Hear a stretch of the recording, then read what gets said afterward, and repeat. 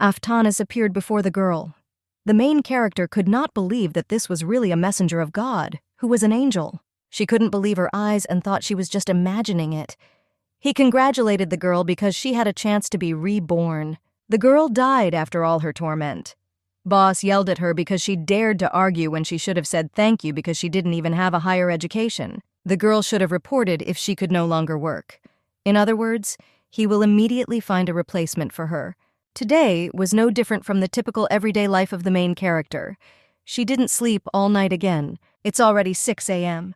The girl had to return to the office before the manager arrived. In her hopeless everyday life, there was only one ray of light. The girl had to hurry up. The main character was born with a golden spoon in her mouth, but it is simply impossible to live with such brothers and father, and she had to quickly escape from this house. Her love was fantasy novels, but she didn't understand why the hell she should run away from a rich family with a handsome dad and the same brothers. Sweet Potato said that her handsome father doted on her, and that's if you don't think about his handsome brothers. And today she actually received a diamond mine as a gift. And the Sweet Potato didn't understand why she wanted to run away. The girl really wanted to take the place of the main character of the manga. She would not have run away, but simply lived happily ever after. As it turned out, reading such short stories was and will forever remain the only outlet in the girl's life. The main character thought that her commentary on the novel was the best and thought about what else she could leave so that everyone would be shocked. The angel did not understand whether the girl heard him and wanted her to at least pretend that she was happy. The heroine could not believe that she had been hit by a truck, but it was the legendary isekai truck from the novels. After a collision with which a person is reborn in a fantasy world, he expected nothing less from her.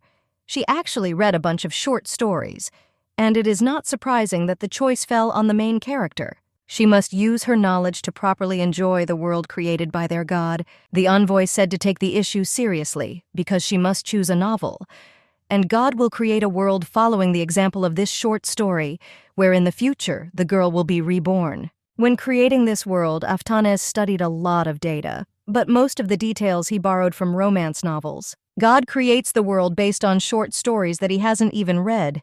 She was very angry. The angel from Aftanas asked the girl how she liked this world. It was created specifically for a Lufan like her. Lufans are people who read and love romance and fantasy novels.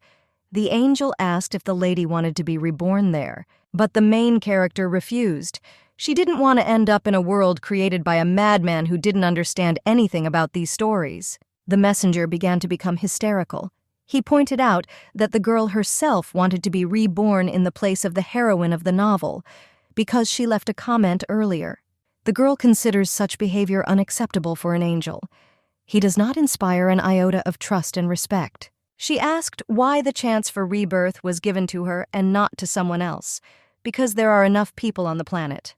The angel replied that under all the short stories that his god Aftanas read, there were precisely her comments. The girl's comments were not only always in the top, but also contained objective criticism of the main characters. That's why they decide to choose her, because she will quickly get used to the world created by Aftanas, the angel noted. The main character didn't understand whether this god lacked attention because she didn't even need to live in his world, so she immediately gave 0 stars. But she died anyway, so there's nothing left to lose.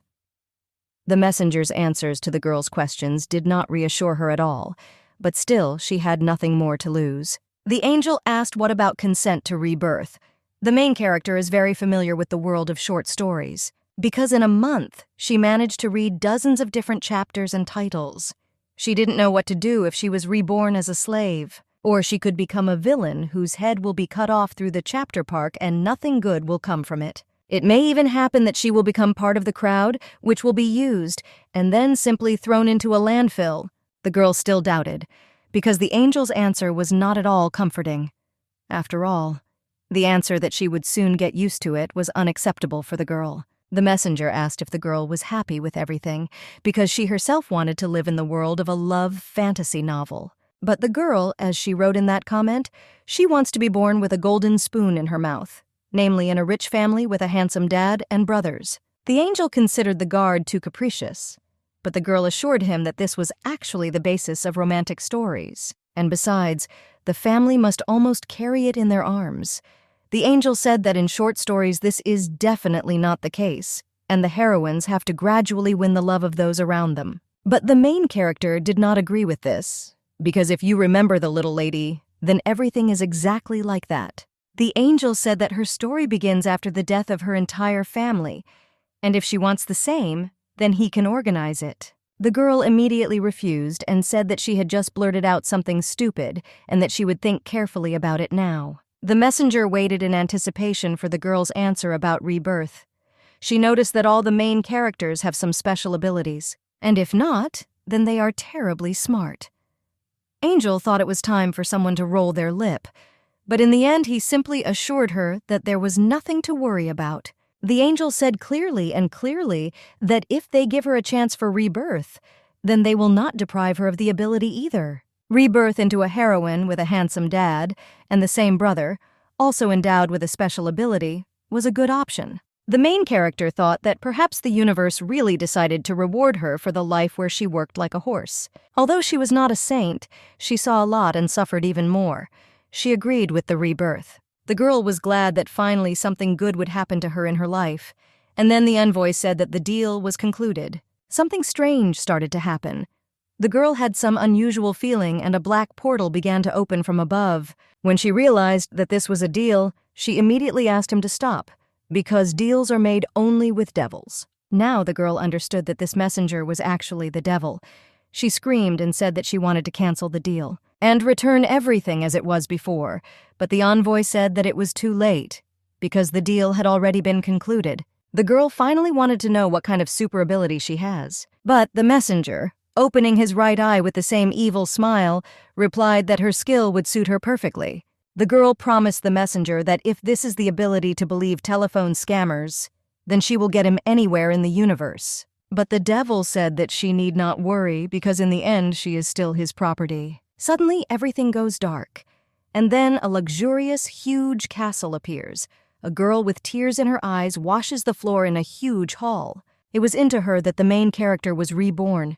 She was very upset with the fucking imp of a swindler. She wondered where her handsome father and brother were, and the situation was not like the one where she was born with a golden spoon in her mouth. It doesn't even look like wood. She sat upset and was already thinking about whether she should have been reborn at all. She was greatly tormented by the thought of this rebirth, because what she received, to put it mildly, was not quite what she wanted. This is all just a castle. Suddenly, some person on the second floor said that the girl had taken after her worthless mother and was idle again. The girl apologized and said that she would improve, and he was angry because she couldn't do anything, even something as simple as washing the floor in the hall. The man pushed the bucket. The girl apologized and said that she would correct herself by calling the guy uncle. He didn't understand how she dared to call him her uncle. She apologized and corrected herself by saying the name Marquis. The man said that she should know her place, so her dad left her. The baby was all wet, and the Marquis added that it was generally unknown whether she was the real daughter of the Duke. When the girl was reborn and saw a luxurious house, she thought that she was truly reborn into a good family. And this meant that the period of her survival was over and the period of a new life began. She hoped that she would have a family who loved her, what didn't happen in a previous life. And she can hope for a happy ending just like in a fairy tale, but she has become a nobody. She was very happy in her soul until the moment she realized what reality was. A girl with yellow hair appeared near them and asked her father what he was doing there. She looked out from the side and her father did not immediately notice her. This was the main character's cousin named Claudia. If they were in the novel, then she would be the main character. And even here, the girl remained a nobody. Father asked Tia what she was doing here. The girl looked menacingly in the direction. She decisively told her father that there was no point in torturing the baby like that. The Marquis noticed that his Tia, this is kindness itself, since it even worries about the dirty brat. The daughter hoped that her father would remember that her birthday was coming soon. The Marquis said that this is why he ordered the girl to rip everything out here. Tia said that there is no need to hold the holiday in such a large room, because you can choose less. But the Marquis replied that the holiday should be done on a grand scale, because birthdays are only once a year. This made the girl laugh a little. Tia bent down to the heroine and wished her good luck, and she complained to Dad that because of this dirty water, her shoes were dirty. The Marquis reassured his daughter by promising that he would buy her new ones. Tia was very happy and told her father that he was the best. The main character was left alone in a huge, empty room. She was as devastated as the hall itself. Tears streamed down the baby's cheeks. She stopped cleaning and went to her bedroom. She lay on the bed and thought about her life. The baby's legs were all cut up. Suddenly, Tia wakes her up and says that the girl will now only eat once a day because she didn't clean the hall. Therefore, he will remain without dinner for a week. The Marquis's daughter ordered her to stop crying. Tia added that they cannot feed the girl for free, even though they are cousins. After all, this will not be fair to the servants. Tia added that Dad always says the proverb, "Whoever doesn't work doesn't eat." The girl smiled broadly and told her cousin to work better next time, because her duties must be performed as they should be. And in general, even because of such little things, the main character should be grateful, because her father threw her off to the Marquis, but left no money. Therefore, the girl must at least earn her food. The Marquis continued after his daughter and pressed on her weak points, talking about how the heroine comes at a high price. After all, she eats a lot, and of course she doesn't need to earn mercy on his part, because out of his kindness he took the girl into custody, although even her own father doesn't need her. But this is not surprising, because the girl may not even be the daughter of Marquis's brother. The man argued this by saying that the girl still does not have magic. Therefore, she must at least work off food. The girl couldn't believe that everyone had abandoned her because of that devil. The girl is disappointed. The little devil promised her a loving family and a golden spoon in her mouth along with superpower. The heroine really wanted her to have a family, at least in this world. The girl didn't even notice how tears rolled down her cheeks. The baby always wanted to have brothers and a loving father. A family is her only desire, and she so hoped that she would have one. She saw that the situation was getting worse every day because she was getting weaker day by day, and no cure had yet been invented in this world. For a moment, she thought that dying was the easiest way out of the situation. But she immediately threw this thought out of her head, because it would be sad to die in such injustice. She promised herself that she would survive in a world with a 0 rating. Tia's birthday arrived. Everyone joyfully congratulated the girl. She stood in such a lush and beautiful dress that the tongue did not dare to call it childish. The girl saw how the Marquis adores his daughter and literally showers her with gifts. He often spoils his daughter with expensive dresses. They say that her dress costs as much as an entire mansion, and he buys her these every year. You can see how much Tia is loved, unlike the heroine. Tia stepped into some kind of slime with her shoes. The heroine was immediately ordered to wipe Tia's shoes. The girl asked the butlers if she could have something, but they ran away, saying of course. She realized that the Marquis ordered no one to help her and not to communicate with her in any way. Suddenly, the enraged Marquis shouts at the heroine, asking whether she should add another week of fasting and whether the beatings were not enough for her. The Marquis didn't understand that the little girl had to go without a week of fasting if she was behaving like this, and noticed that she should have been spanked harder. At this moment, Tia's evil smile is visible. She liked the suffering of the main character. She was ordered to wipe Tia's shoe until it shined. The girl hoped that this was necessary for the plot and that everything in her life would change, because she is most likely really important to the plot. Ferriton enters the hall. He is handsome, tall, and his hair is darker than darkness, and his eyes are redder than fresh blood. He is the father of the main character, and only recently arrived from the front. He said that as far as he remembered, his daughter did not have golden hair. Suddenly, the Marquis began to serve Ferriton, but the black-haired man said that he did not have so much time to waste it on a bunch of pathetic invertebrate creatures. The Marquis kept asking why Ferriton returned without even warning about his visit. The little girl couldn't believe that this particular man was her father. He asked what was not clear here, because his goal was already clear and drew attention to the heroine who looked like a thinner mouse. The Marquis replied that the girl simply worked in the Marquis's house. Ferriton noted that his daughter hardly looked like that. The girl understood that he would not recognize his own daughter, but she still needed to try. She asked Ferriton to take her with him. The girl knows that she is dirty, but she just needs to wash herself. She added that she knows how to cook and clean, and she will make full use of the food she eats. The Duke was in complete shock. The little girl promised that she would clean his shoes until they shine every day. Unable to bear it, the girl began to cry. The main character said that she no longer had the strength to stay in this house. and that she wanted to go home. The girl eventually told Ferrotin that he was her father because the Marquis had Tia, and she had him. She tearfully asked her father to take her home. Ferrotin quickly picked the girl up in his arms. The little girl did not expect such a turn of events. She could not believe that this was really happening. She was terribly scared. Ferrotin said they were returning. She thought she was dreaming because she couldn't believe that he was taking her with him. She didn't come to her senses and was still hesitating whether now the terrible dream would end and she would get out of this hell. There are literally a few steps left. Tia's dress was completely torn and the servants immediately rushed to her. The Marquis cried out the name of Ferrotin. The little girl did not understand what was happening and could not believe that it was his doing. The girl noticed that the Marquis didn't even say a word about Ferrotin taking the child with him.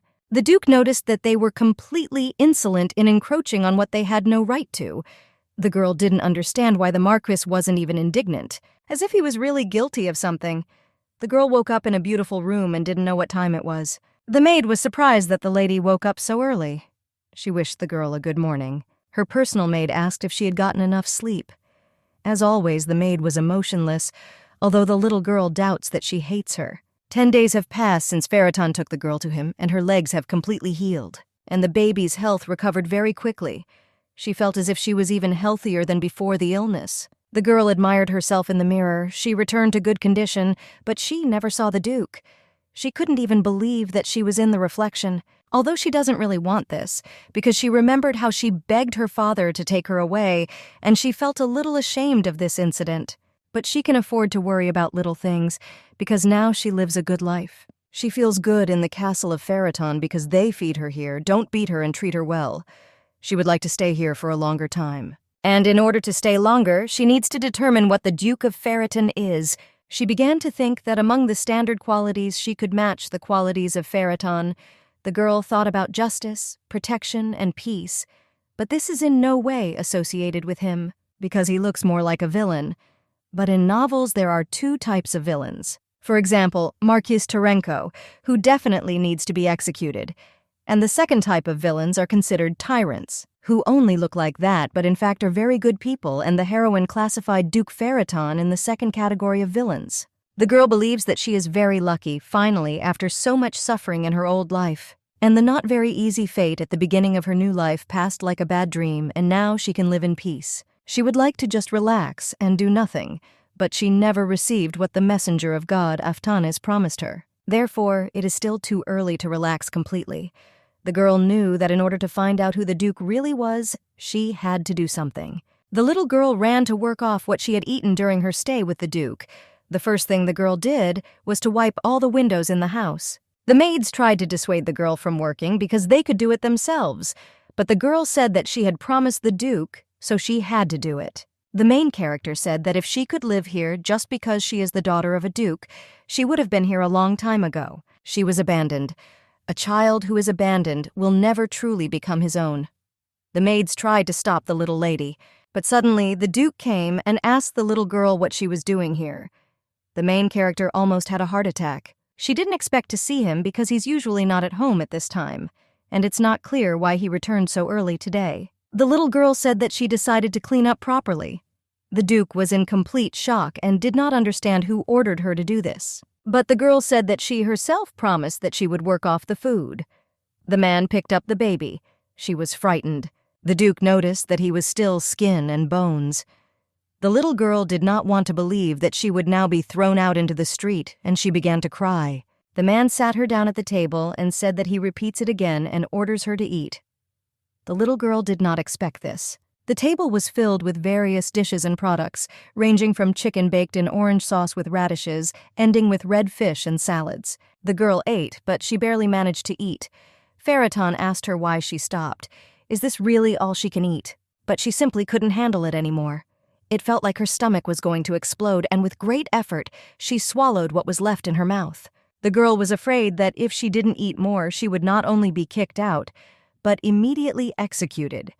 This was the limit, and the baby did not understand what to do with it. Suddenly, the maid approached, asking for forgiveness for interrupting. She reminded the Duke that the girl had a smaller stomach. That's why she eats less, and if she eats more than she can, she will simply have stomach problems. The Duke asked the maid what her name was. She replied that her name was Anna. Ferreton said that from today, Anna would be the girl's personal maid. The little girl was glad to know the maid's name because they see each other every day and she doesn't even know her name. The girl happily asked if she could really stay in the Duke's house, but he considered this question stupid. But, thinking about it, she herself realized that throwing out her daughter immediately after he himself brought her would not be very nice, and he probably has aristocratic honor. She should have guessed earlier, but she was afraid in vain. She was already calm, because she wouldn't have to worry about the house, because she was staying with her father. He came to terms with the fact that his daughter couldn't do it anymore. There was an awkward silence. A minute ago, the main character was busy eating, but now it was terribly awkward. She wanted someone to save her from this. A servant came to the Duke and said that because of his early arrival home, they also wanted to see him in the imperial palace. She wanted someone to save her from this. A servant came to the Duke and said that because of his early arrival home, they also wanted to see him in the imperial palace. The little girl was very happy because Uncle Adjutant was just in time. The Duke agreed and ordered the horses to be prepared. The girl realized that it turned out that he had not come in the evening because he had finished his work ahead of time. The father told the little girl not to do anything stupid. She agreed, but she was angry because she had wiped the window until it was shiny. The baby had a hard time with him. But since she really remains, then you don't have to worry about survival anymore. They feed on time, and there is even hot water. Anna came and talked to the girl. The maid hopes that she has calmed down and is now sure that she will not be kicked out of the house. The girl replied that she was no longer worried. The girl is sure that the reputation of the duchy depends on her father's choice to kick her out or not. The maid said that the girl no longer needed to do maid's work because she was too young. Moreover, the only daughter of the Duke, therefore, she has nothing to worry about, but quite the contrary. Now she needs to think only about the good. After all, there will be no more problems. The girl thought about the maid's words and wondered if she really looked so nervous. And also, the maid added, the girl does not need to keep everything to herself. She can talk about any of her problems, and the girls will help her. The girl was asked in surprise if the maids were worried about her. They replied that of course they were. The little girl thought that the maids did not care, and that they would not like the fact that she spoke to them, and they themselves were not talkative. The maids replied that they would never answer that way in their lives, and they asked the young lady if she really wanted to talk to them. The girl quietly answered that she wanted. The maids praised the fact that the girl was completely different from other young mistresses and a completely unusual child. One of the maids agreed with this and casually said that the girl was just like an ordinary child, although she wanted to say that the girl was a very unusual child. The maid, with tears in her eyes, began to sincerely apologize to the girl, explaining what she meant. Now the little girl knew the name of another maid, Nancy, but the girl said that all this is not something scary, and she even likes being ordinary. The maid thanked her and said that the girl was very good. For the first time, the girl felt that there could be so much goodness and light in a house. Although they are a little awkward with each other, their hearts are still very happy. The girl doesn't know if it's possible to call everyone a family just because they all live under the same roof. The only thing that still bothered the girl was her mother. But was she really the daughter of the Duke? But if the words that the maid Anna said were to be believed, then she had nothing to worry about. The girl was sad because she had never seen her mother. She had only heard about her from others, and then only bad things. But why the girl did not have magic like the entire Ferreton family, it was not clear, because that little devil promised her power. But he didn't keep his promise. And another argument that she might not be his daughter is that the Duke has dark hair and blood-red eyes, and a face that, with its sharp shape, resembles a sword just forged by a blacksmith. And she has pink hair, the color of which is more reminiscent of spring flowers. Tourmaline eyes and a cute face. The girl began to worry again because she was nothing like the Duke. The girl wondered what if she really was an illegitimate child, and the Marquis was right. The girl thought that if she really was an illegitimate child, then ordinary expulsion would not be enough here. Moreover, she sees the Duke as a tyrant with the black soul of a villain. At least that's what her Lufin radar tells her. But then she thought what would happen if the Duke became so attached to her that he loved her like his real daughter. Or at least he won't kick her out of the house. The girl thought that she knew what she could do in this case. She is, after all, a true fan of romance novels and has read thousands of titles. So I put on a beautiful dress and decided to go to my father's office. The fact that she knocked was already an achievement. The main heroines of short stories are always very brave. The girl began to remember her first memory with him after her slavery to her uncle, how he called her a skinny little mouse. She knew that he didn't like him, but then he himself approached her. She was afraid to enter right away and decided to count to 10, but his assistant opened the door and said that the Duke was already waiting for her. The little girl couldn't understand how he knew that she was coming to him.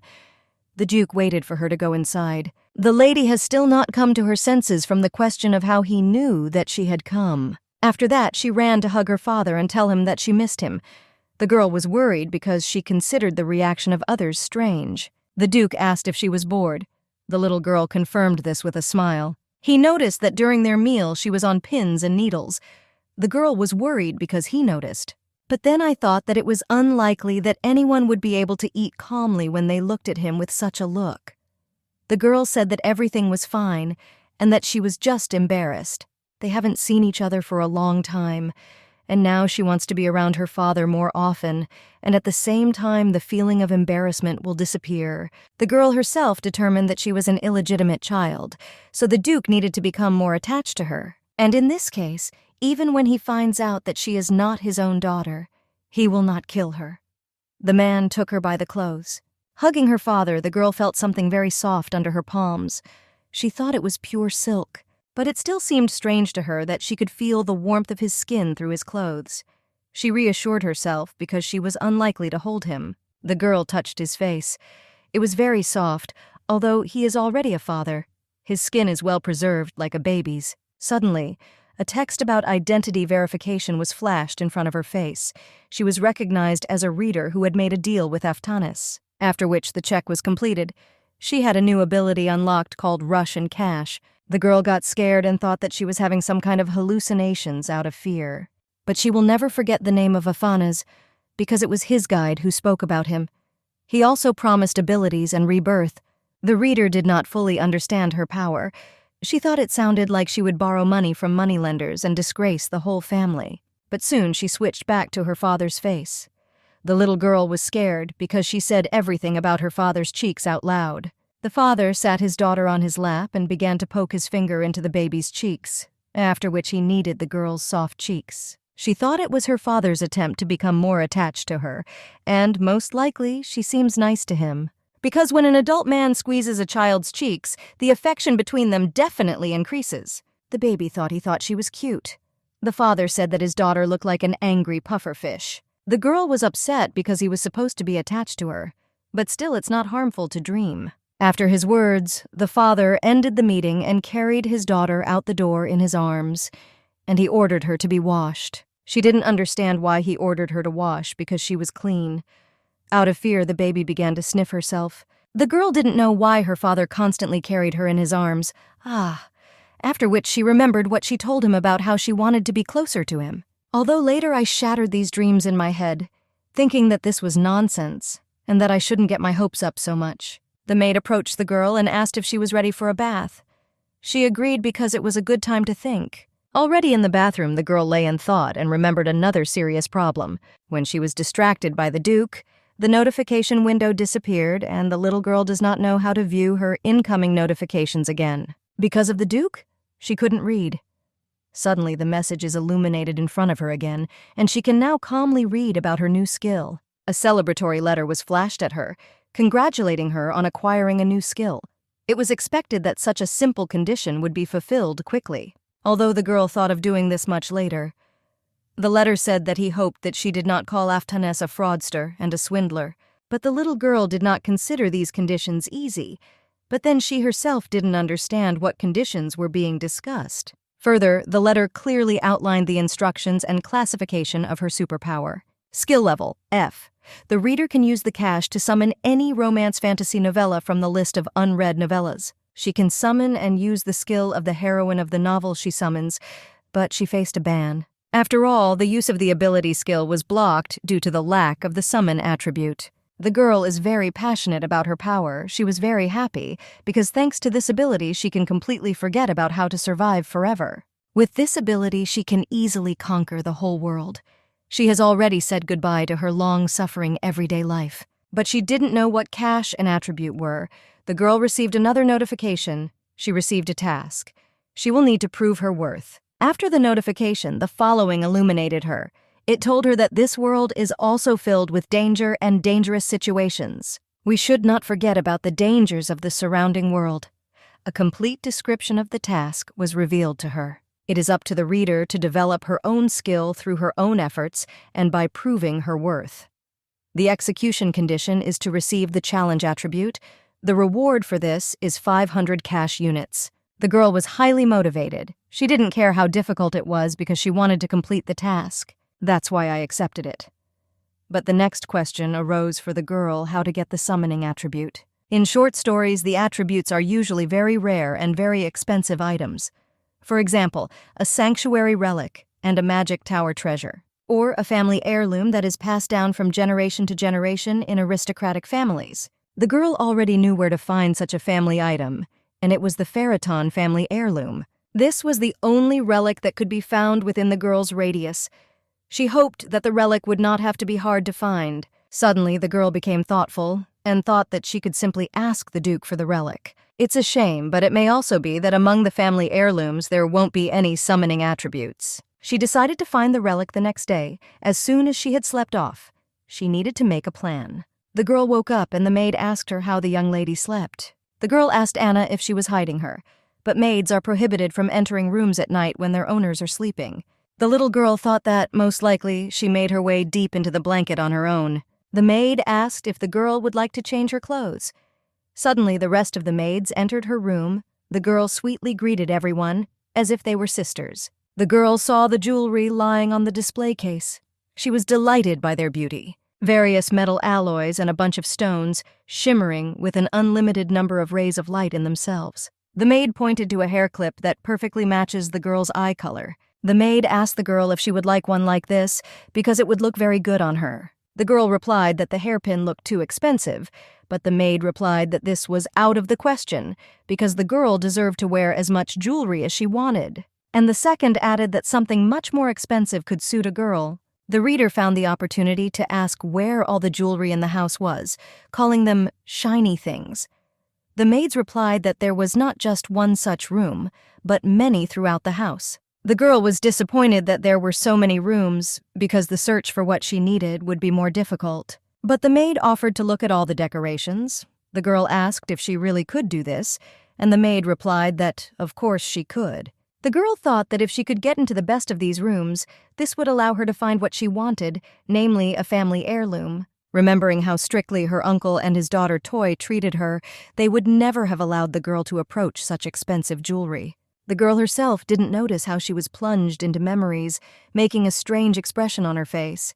The maids were in tears and did not understand what was happening to the baby, and she, in turn, did not understand what was happening to them. The maid ran up to the girl in tears and asked what happened to her. The maid caressed the girl, feeling sorry for her and adding that she was so small and so vulnerable. The little girl didn't understand what was wrong with her face, and Nancy continued to feel sorry for the girl. The girl replied that everything was fine with her because now she had sisters with her who were worried about her. Another maid entered the room and saw them all hugging together. The girl really likes it. Finally, after so many years of suffering and problems, she simply finds herself in a place where she is loved, sympathized with, and appreciated. The maid said that if they had already started a tour of the house, then they should start from the most expensive and luxurious place. They decided to go to the estate's sanctuary. The maid from the side added that the treasury of the Marquis of Tarank was not even close to the treasury of the Duke of Pharaton. The girl politely asked if they really wanted to go there. The maids replied that the girl was part of the family. Of course, she could go there. Unfortunately, decorations can only be removed from the sanctuary with the consent of the Duke. The girl still sees the point in visiting the treasury. After all, at least he will know whether there is an attribute of summoning among his father's treasures. But as soon as the girl wanted to visit the treasury, Pharaton's assistant came. He said that his lordship wanted to see his daughter at breakfast. The girl did not understand why. She was very worried, so much so that not a single piece of food would fit into her mouth anymore. It was like everything became a lump in my throat. The little girl understood that she needed to get used to the Duke, otherwise there would be no progress. The little girl wished her father a bon appetit and smiled widely and felt that she was about to crack. But the girl decided that apparently she was trying in vain, And then she decided that then she would just eat. They made eye contact, and the father simply continued eating the meat. The little girl was happy because there was pudding on the table because she simply adored it and was in heaven. She ate the pudding so quickly that she didn't even understand how it happened. The father pushed the pudding to the girl and told her to help herself. The girl was surprised because she thought that he was ignoring her, because he did not respond to her wish of bon appetit, and then the Duke gave away his pudding. She was thinking about whether to ask to try it. She decided that she wasn't and that it was still worth trying because she needed to increase affection. The girl thought that she needed to tie her father closer to her, so she sincerely thanked him and began to eat the pudding, scooping up the dessert with a spoon. Suddenly, she wondered how she knew how a real father and daughter behaved. After all, she never had a father. And so, in a serious tone, the Duke asked the girl why she didn't stick to him. The girl did not understand her father, but she did not need to look for an answer because he simply took her in his arms and pressed her to him. She noticed that when she woke up, her father was no longer in the house. The girl wondered if her father had decided to wait for her today. The little girl began to wonder if her father had some important conversation with her. He carried the girl into his office, sat her on his lap, and he began to write some documents. The little girl did not understand what was happening and why he was doing this.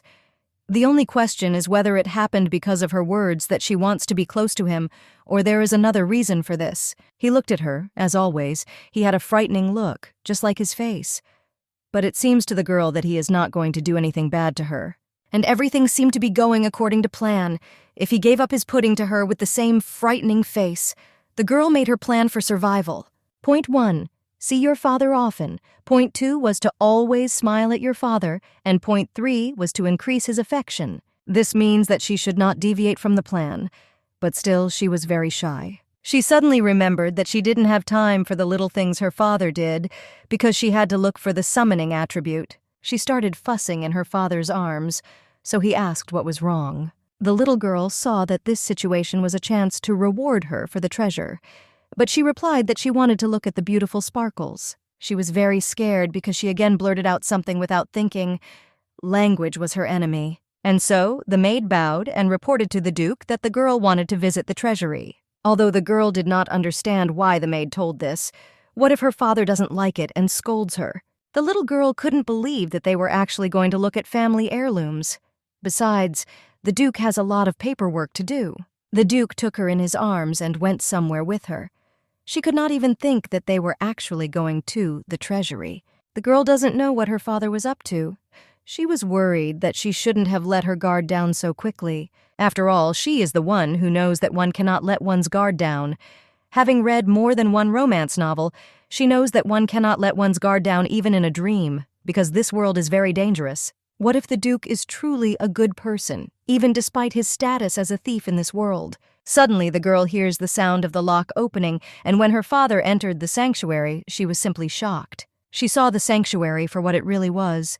It was filled not only with treasures, but also with various trophies. A book caught her eye, and she remembered that the message called her a reader. And then, during the explanations and details of how to use her power, she was treated the same way. The girl decided to ask what kind of book it was.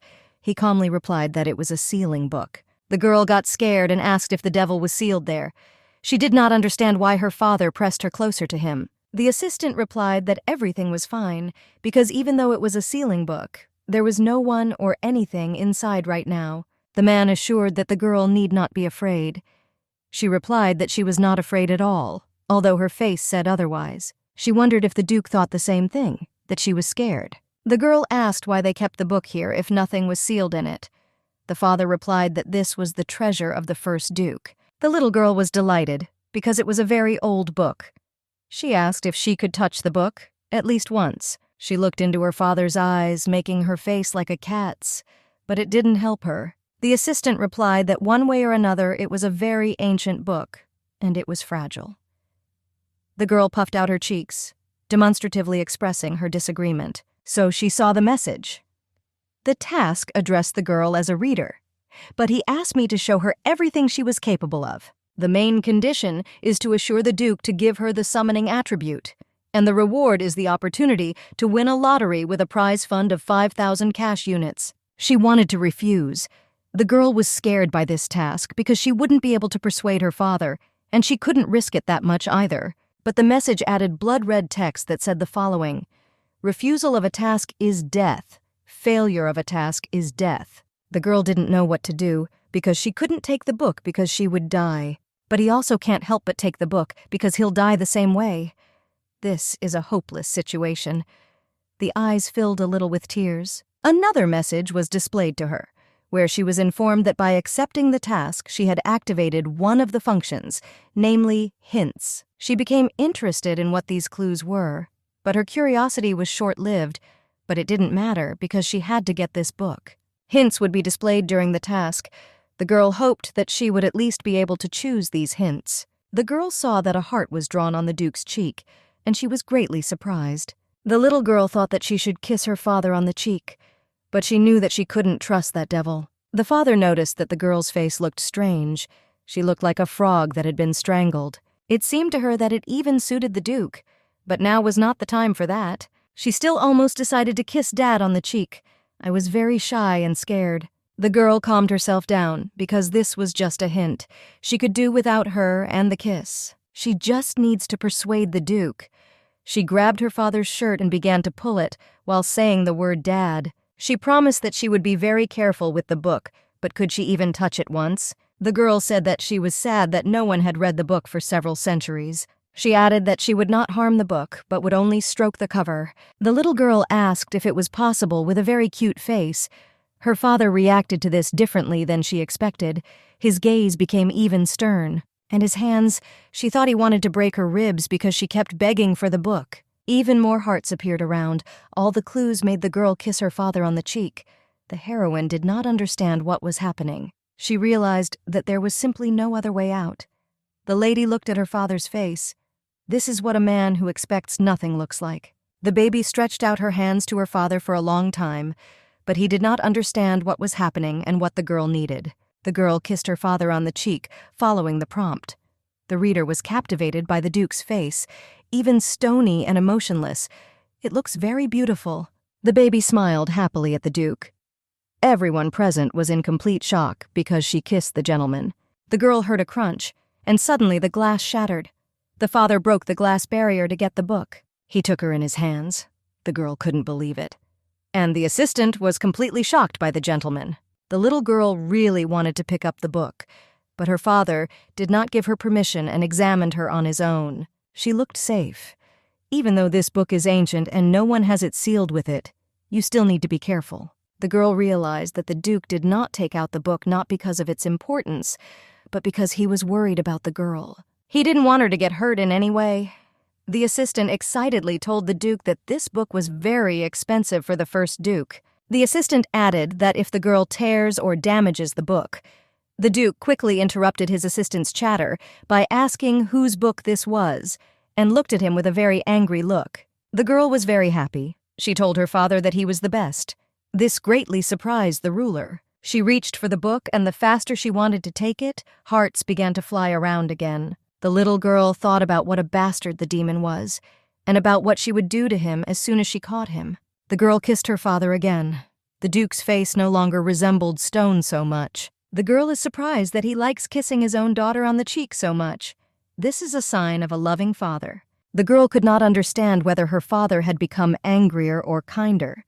The girl touched the book and saw a notification. It said that she had received the summoning attribute and completed the task of proving her worth. She also completed the Best Expression of Respect task. She received rewards of 500 cash units and a chance to win 5,000 cash units in the lottery. She almost died from stress, but she likes the 5,000 cash lottery because she loves money. The girl added that the chief assistant of the Duke of Feyraton, Urkel Viscount, admires her. The girl received many more messages that Heine, the Duke's chief butler, and the maid of the Duke of Feyraton's house admired her. Her influence in the family increased. She received a reward of 500 cash units. The girl realized that if she receives a positive reaction from people around her, then she gets cash. But the girl doesn't understand why they admire her so much. In the end, her most important merit was illuminated, namely, she achieved the highest level of satisfaction for the Duke of Feyraton. The Duke asked the little girl if she had seen enough of the book. She received a new notification, but decided to check later. The Duke came in with her in his arms. The girl thought it was very pleasant and close. She really wanted to go back to the room and find out what was going on with the lottery and the extra reward. And the girl really wants to look through the book to find out her strength. Her opinions are interrupted by people in the Duke's office. They say investors are flocking to Marquis Tarenk's gem mining business like flies to honey. It is said that the Duke also invested money in Tarenka's business, but these are just unfounded rumors. They added that if the Duke had not ordered Tarenka to be monitored, they would not have known about such rumors. People learned about the rumors from Marquis Schrodel while he was drunk, although the next day, when he was well sober, he began to object to everything. But they became a little suspicious. Despite the fact that the mining of Marquis Tarenk stones is very unstable in terms of its results, the number of investors has not decreased from this. The men gave the Duke a letter with a list of everyone who invested in the Marquis's business. And these were Duke Delvatrin, Duke Iskamil, Marquis Schrodel, all of them were very influential people. Duke Ferraton said that only the rich are on this list, but he thinks this is strange, because if there is no mana in the stones, then all the investments will be a waste of money. For some reason, investors are sure that there are a lot of lies in the stones. The only way to impose such an opinion on them is to lie. That Duke Ferraton also invested in Tarenk's business. The men added that Marquis Schrodel would not lie while drunk. Duke Ferraton got angry. He wanted to find out who told him this nonsense, but the men don't know. Because Marquis Schrodel spoke only a bunch of unintelligible words, and they could not find out the name of the informant. It should be noted that Marquis Schrodel loves a lavish reception, and Duke Delvatrin and Duke Iskamil lead a relatively secluded lifestyle. These three persons did not intersect in any way. Duke Ferraton stood in thought. There were only two options left, or the two of them invested without knowing about the rumors. The lady was glad that they were thinking the same thing. Or the Marquis of Tarenka spoke to them personally, the girl suddenly added. Suddenly, after the girl's words, everyone fell silent. The girl didn't even think that she said it out loud. She was in a hopeless situation, but she was embarrassed. The girl was thinking about what to say next. All attention was focused on her. The girl said that her uncle said so. She was asked if she meant the Marquis of Tarenka. The little girl replied that yes, and that it was the Marquis of Tarenka who told some man in an expensive suit that Dad had invested in his business. Her words did not sound very truthful, but the girl added that the Marquis of Tarenka was showing some kind of trick. It was a very beautiful card. It was black and shiny. The girl pointed her finger at the card that was in the man's hands, and she said that Tarenka showed exactly the same one. The assistant asked for exactly the same card, and the Marquis of Tarenka showed it to his husband. The girl was completely sure that it was this card. The men in the room were shocked. Did the Marquis of Tarenka really do such a thing? He must be a madman if he does such a thing. Was it really her that he used as evidence? There were many questions, and it was necessary to find answers to them. If the mines actually produce stones with a lot of mana, then everything will be fine. But if not, then the Duke of Ferton and all of them will have big problems, so the high society will decide that Ferrathon is involved in a scam. Duke Ferraton did not utter a single word. He kept looking at the girl and asked when she heard this conversation. The girl thinks that her father suspects her, his own daughter. The girl is afraid that if she makes a mistake, he will definitely kill her. The little girl replied that she was cleaning her uncle's shoes while he was talking to the man. The assistant was surprised because all the checks they sent were supposed to be used to support the girl. The girl could not believe the assistant's words. He continued that the duchy sent huge amounts of money for her upkeep. The poor girl really thought that they didn't have money to support her, so they didn't feed her much, and she worked for the food she received. She did everything her uncle ordered her to do.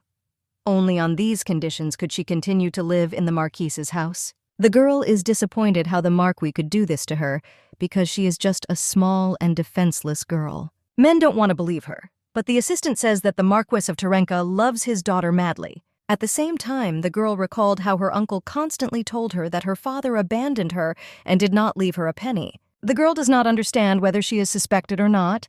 She said that she ate only 2 times a day because she did not earn money for the third, and when she did not have time to cope with the work for the whole day, she was fed only once a day, or completely starved. The men were shocked by the girl's stories.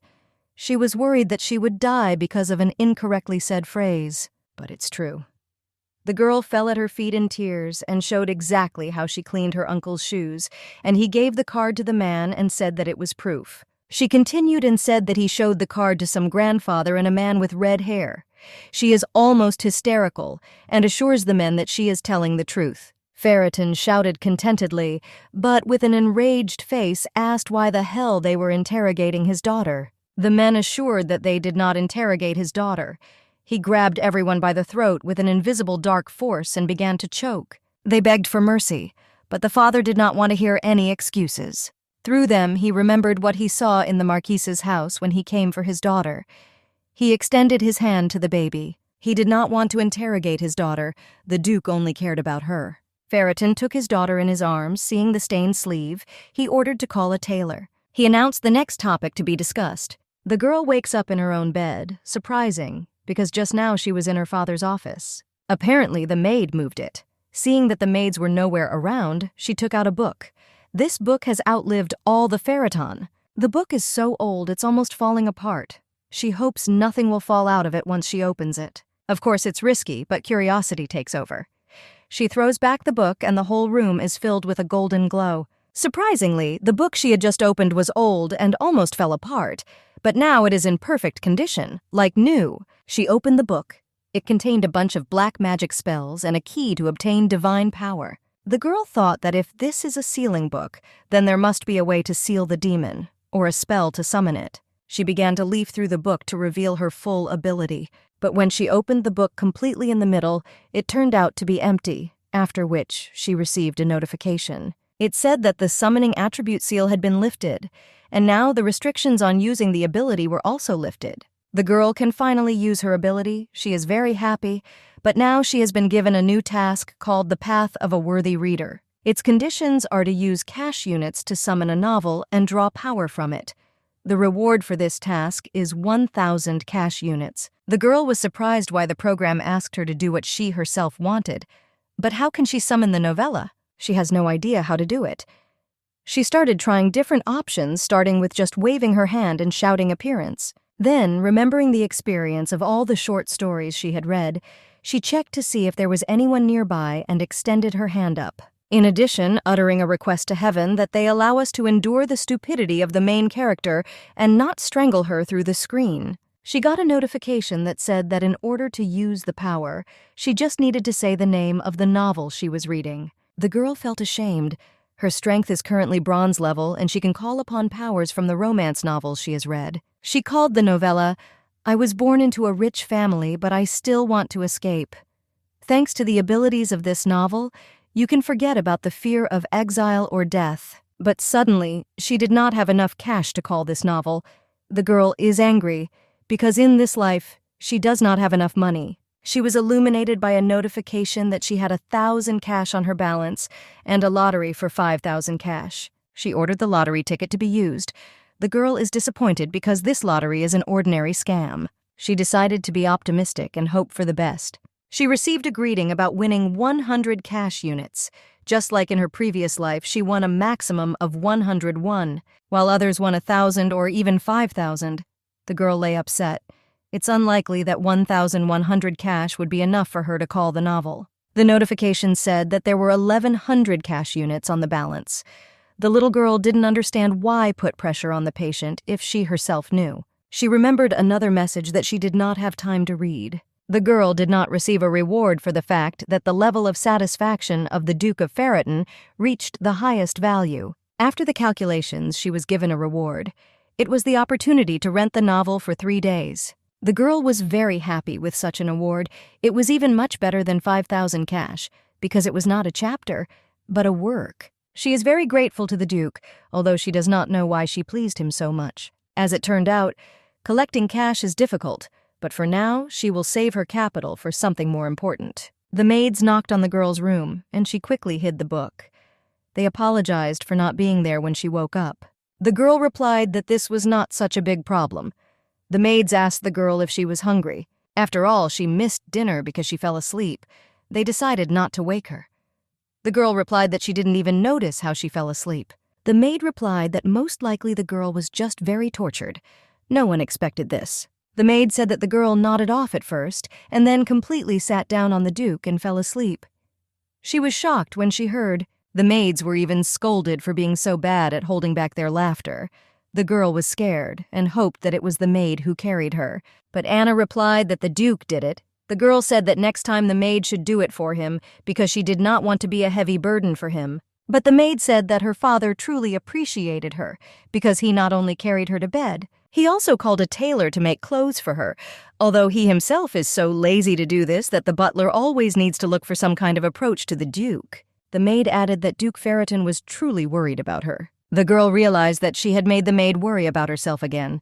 The girl replied with a sincere smile that she was fine. The maid continued by saying that the Duke simply did not know how to express his own feelings. The maid shared that she previously considered the owner to be perfect in everything, and there was nothing about him that could be found fault with. But he did not need loved ones, and did not understand those who try for the people dear to them. The maid since then began to doubt the Duke's ideality, but after she saw the Duke's attitude towards his daughter, she understood everything. He just doesn't know how to express his feelings.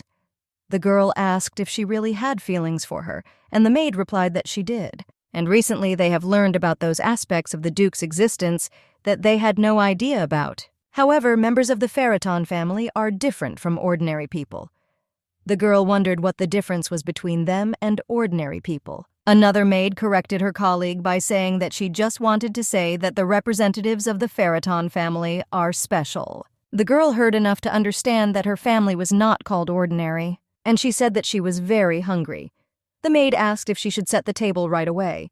The girl wanted to know more about her father and her family. The Marquis did not understand why Duke Delvatrin wanted to withdraw the investment. The Duke replied that it had just become known that the Marquis Schrodel wanted to withdraw from the list of investors. Also, another investor stated that he wants to terminate cooperation. The Marquis of Tarenka was upset and anxious. Star was the last of the investors, and Galleon Bank refused the loan request. Marquis Tarenko has had his title for 5 years now, but is about to fall to the bottom with just one movement of the Duke of Ferreton's hand. Did investors really find out that Ferreton did not invest in Tarenko's business? But he couldn't figure it out, because the maintenance check assured them that Tarenko was right. He couldn't figure out how the investors knew this information. Tarenko wanted to use the resources of his family, but if the truth reaches his father, he ordered his servant to do everything so that his father would not find out anything and called Tia to him. The man called her to send her to the house of the Duke of Ferreton because she missed her. The girl was surprised because she had never been interested in her. The Marquis continued that no matter how she is her family, they grew up together like sisters. She replied that if all this had come to this, then let this mouse go to them, and not she to her. The Marquis replied that he knew that the girl needed to visit Tia, but it is unlikely that Ferreton will fulfill her request. The girl said that indeed, apparently everyone in the house hated the Duke's daughter. After all, she was the only one who treated her well. Nothing can be done. Tia will have to go. The Marquis was very pleased with his daughter. He ordered his daughter to find out how the Duke's daughter lived and how Ferreton was doing. She was self-confident. She believed that the girl would be happy to see her. And she added that this mouse will probably be in 7th heaven when he sees Tia. At the same moment, the Duke's daughter had an itchy ear during the meal, and she did not understand the reason. The next day, the girl sat down to draw. She was in a good mood, so she sang along to a cheerful melody. The maid said that the girl drew beautifully and called what she was drawing a pineapple. The girl turned around and said that it was not a pineapple, but she and she were holding hands. The maid held back her laughter, after which she began to praise the drawing, although she said that it looked like a pineapple.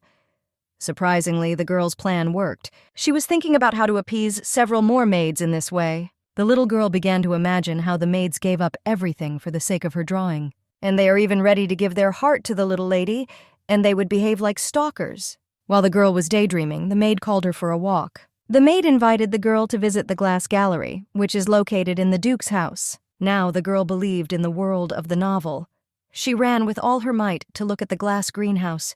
Going down to the greenhouse, the girl got caught and fell right at the feet of Duke Ferreton.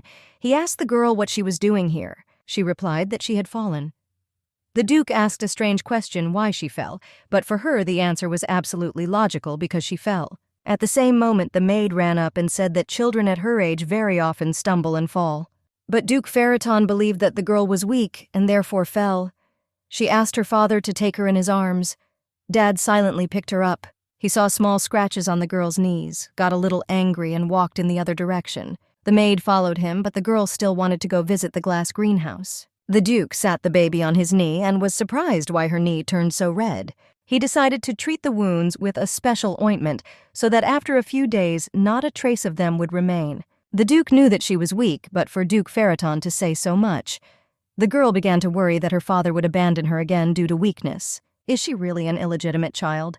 Moreover, there is not a drop of magic in it. Ferraton independently decided to treat the girl's wound. The maids were surprised by this, because they did not think that he could handle it himself. The girl contorted her face in fear. She thought that now the wound would be very hot from the ointment. The maid intervened and said that she did not want to bother, but the craftswoman from the clothing store came. The maid added that the Duke had a meeting soon, and it was better to leave her to the maids. The Duke did not answer and went to meet the seamstresses in person, not paying attention to the meeting. Surprisingly, the men followed him. The tailor is happy to finally see the girl. They have been creating beautiful dresses worth a castle for several years. It's a pity because children's clothing only lasts for one season. It's all money down the drain. The seamstress started from the very bottom, and now she sews clothes for His Majesty the Emperor. Her name is Eutrophalia. She looked exactly like a stylist, with an interesting short haircut and an extravagant, beautiful suit that emphasized her curves. The woman is sincerely glad to see the lady who was so carefully hidden from her all this time. The maids were incredibly interested to see the result. They believed that the girl would be an exact copy of the Duke and his sons. Strands so black, it was as if the darkness had swallowed up the light, red, bloody eyes, and a bestial gaze emitting an extremely strong aura. The designer created a dress for a beautiful and fragile girl, presenting her as very tender. Her colleague bet that the girl, even at a young age, has unrealistic charisma. But the fashion designer replied that one should not expect a member of the Ferraton family to be cute and charming. Even if she sees a small copy of the Duke, she must not show disappointment. The Duke entered the room and the women greeted his lordship. The craftswoman hoped that the girl would be very sweet and charming, and not an obvious copy of her father. Seeing the girl, the seamstress was very surprised. The girl she saw was so sweet and beautiful that Eutra could not even control herself and began to praise the girl. But Duke Ferraton did not need praise for his child. He briefly and sharply ordered that the girl's measurements be taken, at the same time holding her in his arms. The craftswoman asked to lower the child from her arms to take more correct measurements. But on the other hand, she decided not to expose herself to greater danger, and she began to take measurements of the girl right in the Duke's arms, saying that it was even more convenient. Eutra noticed that the girl sat very politely in his arms, even when she was taking measurements. Apparently she loves him very much, the woman told the Duke, and added that he was lucky to have such a beautiful daughter. He replied that the girl was simply always with him, but it gave him a little trouble. The girl did not like her father's words that she was doing extra trouble for him, but the craftswoman added that the Duke apparently protects her very much if he decided to come to take measurements in person.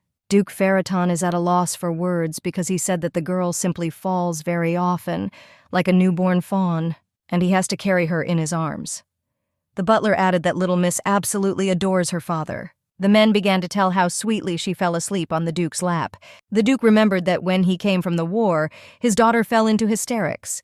That some evil man had come, the girl saw pain on her father's face. But at this time, everyone around could not cope with how cute His Majesty's daughter looked, and how sweetly she hugged him.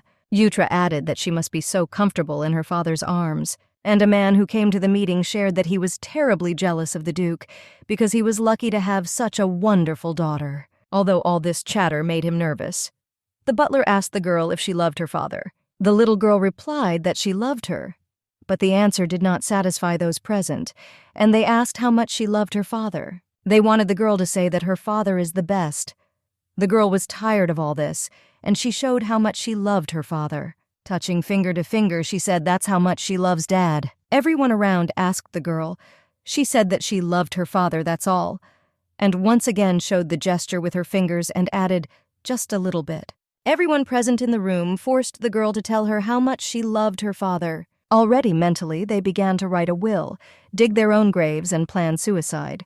But the girl added that if you take away just a little from her love, so much love will remain. The little girl spread her arms on both sides to show how much she loves her father. The little girl added that if you take away a grain of sand from the universe, then what remains will be how much she loves her father. All those present were enlightened by the girl's improvisation, but the Duke said that he had not heard.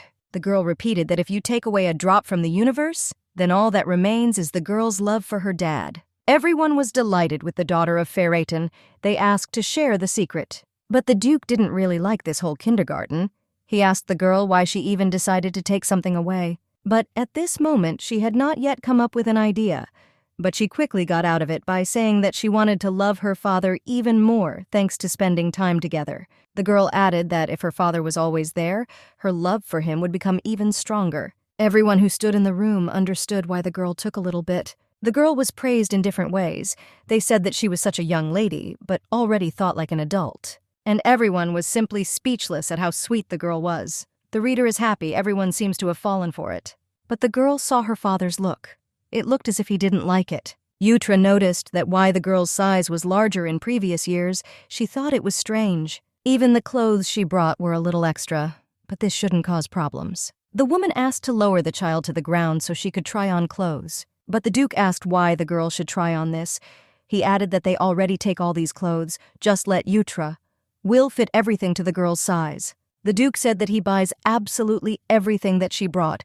Yutra considers herself very lucky. She replied that she was obeying, but the Duke put forward a condition, so that the sleeves are either exactly to the wrist or very short, so that she cannot take the sleeve with her fingers and lower it to her palms. The baby thinks that the Duke is not her real father, although he seems not so bad. Meanwhile, Tia arrived at the house of the Duke of Phaeton, although she was not very happy about it. She saw the entire castle. They say that if you collect all the Duke's gold, you will get a mountain higher than the magic tower. Apparently the rumors are true. Tia was surprised and asked why they didn't stop at the gate. It was just an extension. Here, everywhere you look, every building resembles a main mansion. No one was warned that the daughter of the Marquis of Terenka would visit the castle of Duke Phaeton. Tia was surprised why some poor butler was greeting her. She came to visit her beloved cousin. Does this really require permission? The butler replied that next time a formal letter requesting permission to visit should be sent. Otherwise, the butler will not be able to let the girl in. She and her maid walked defiantly with their noses up in front of the butler. She was amazed by the grandeur and beauty of the castle. Everything was so luxurious. She ran and looked at everything that was in the huge hall. Suddenly, she saw a portrait depicting Duke Phaeton. The previous time, the girl could not see his face because she was very frightened. She was surprised how a mere mortal could look so majestic. Tia dreamed that her father would be like Phaeton, but he will also work well in the role of an uncle. The girl is very confident in herself because even the maids from other houses are delighted with her. This means that Phaeton will definitely be delighted with her. Tia knew that the more a person is afraid, the more lonely he becomes. Therefore, it is she who will save him from loneliness. His uncle definitely needs him, Tia was sure. She believed that a child born out of wedlock would not give the same love and joy that she would give.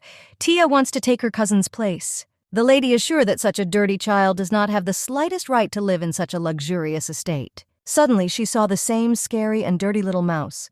But the image of the mouse was only in Tia's head. She was shocked by how beautiful the girl looked and how good the color of her hair was. It's like a completely different person in front of her. Tia wondered if she had always been so beautiful. She was furious because her cousin didn't even pay attention to her. In her opinion, she is even more unscrupulous than Tia could have imagined. The little girl said that it would have been more shameless to show up in the house without an invitation and not even think to say hello. Tia replied that she came to her cousin because her father said that the girl missed her very much. The little girl asked with a grin. She began to read out morals for the girl and say that she should be ashamed of such behavior. Although it's not that the reader didn't get bored, she simply forgot about the Marquis and his evil daughter as if it were a bad dream. She decided to put pressure and said that her dad told her that the baby was not the daughter of the Duke and that she was an illegitimate child. And her mother cheated on him. She called the girl an illegitimate freak, and she didn't understand how she dared to live in the house of Phaeton with her head held so high. Suddenly, an immediate task dawned on the girl. She needed to get rid of this lump in her throat. You can't do without a sip of refreshing soda to make your life easier. Oddly enough, before her rebirth, she even left a similar comment about the main character. The reward for completing the task is the opportunity to win a lottery with a prize fund of 2,000 cash. Penalty for uncompleted task: temporary removal of reincarnation improvement. The girl was ready to do anything for the sake of the cash, so she accepted the task. For the little girl, cash was above all else, but Tia did not understand that this was happening to her cousin. Tia thought that if the girl was silent and didn't say anything, then she finally understood everything. The girl shouted, "Hey, Tia!"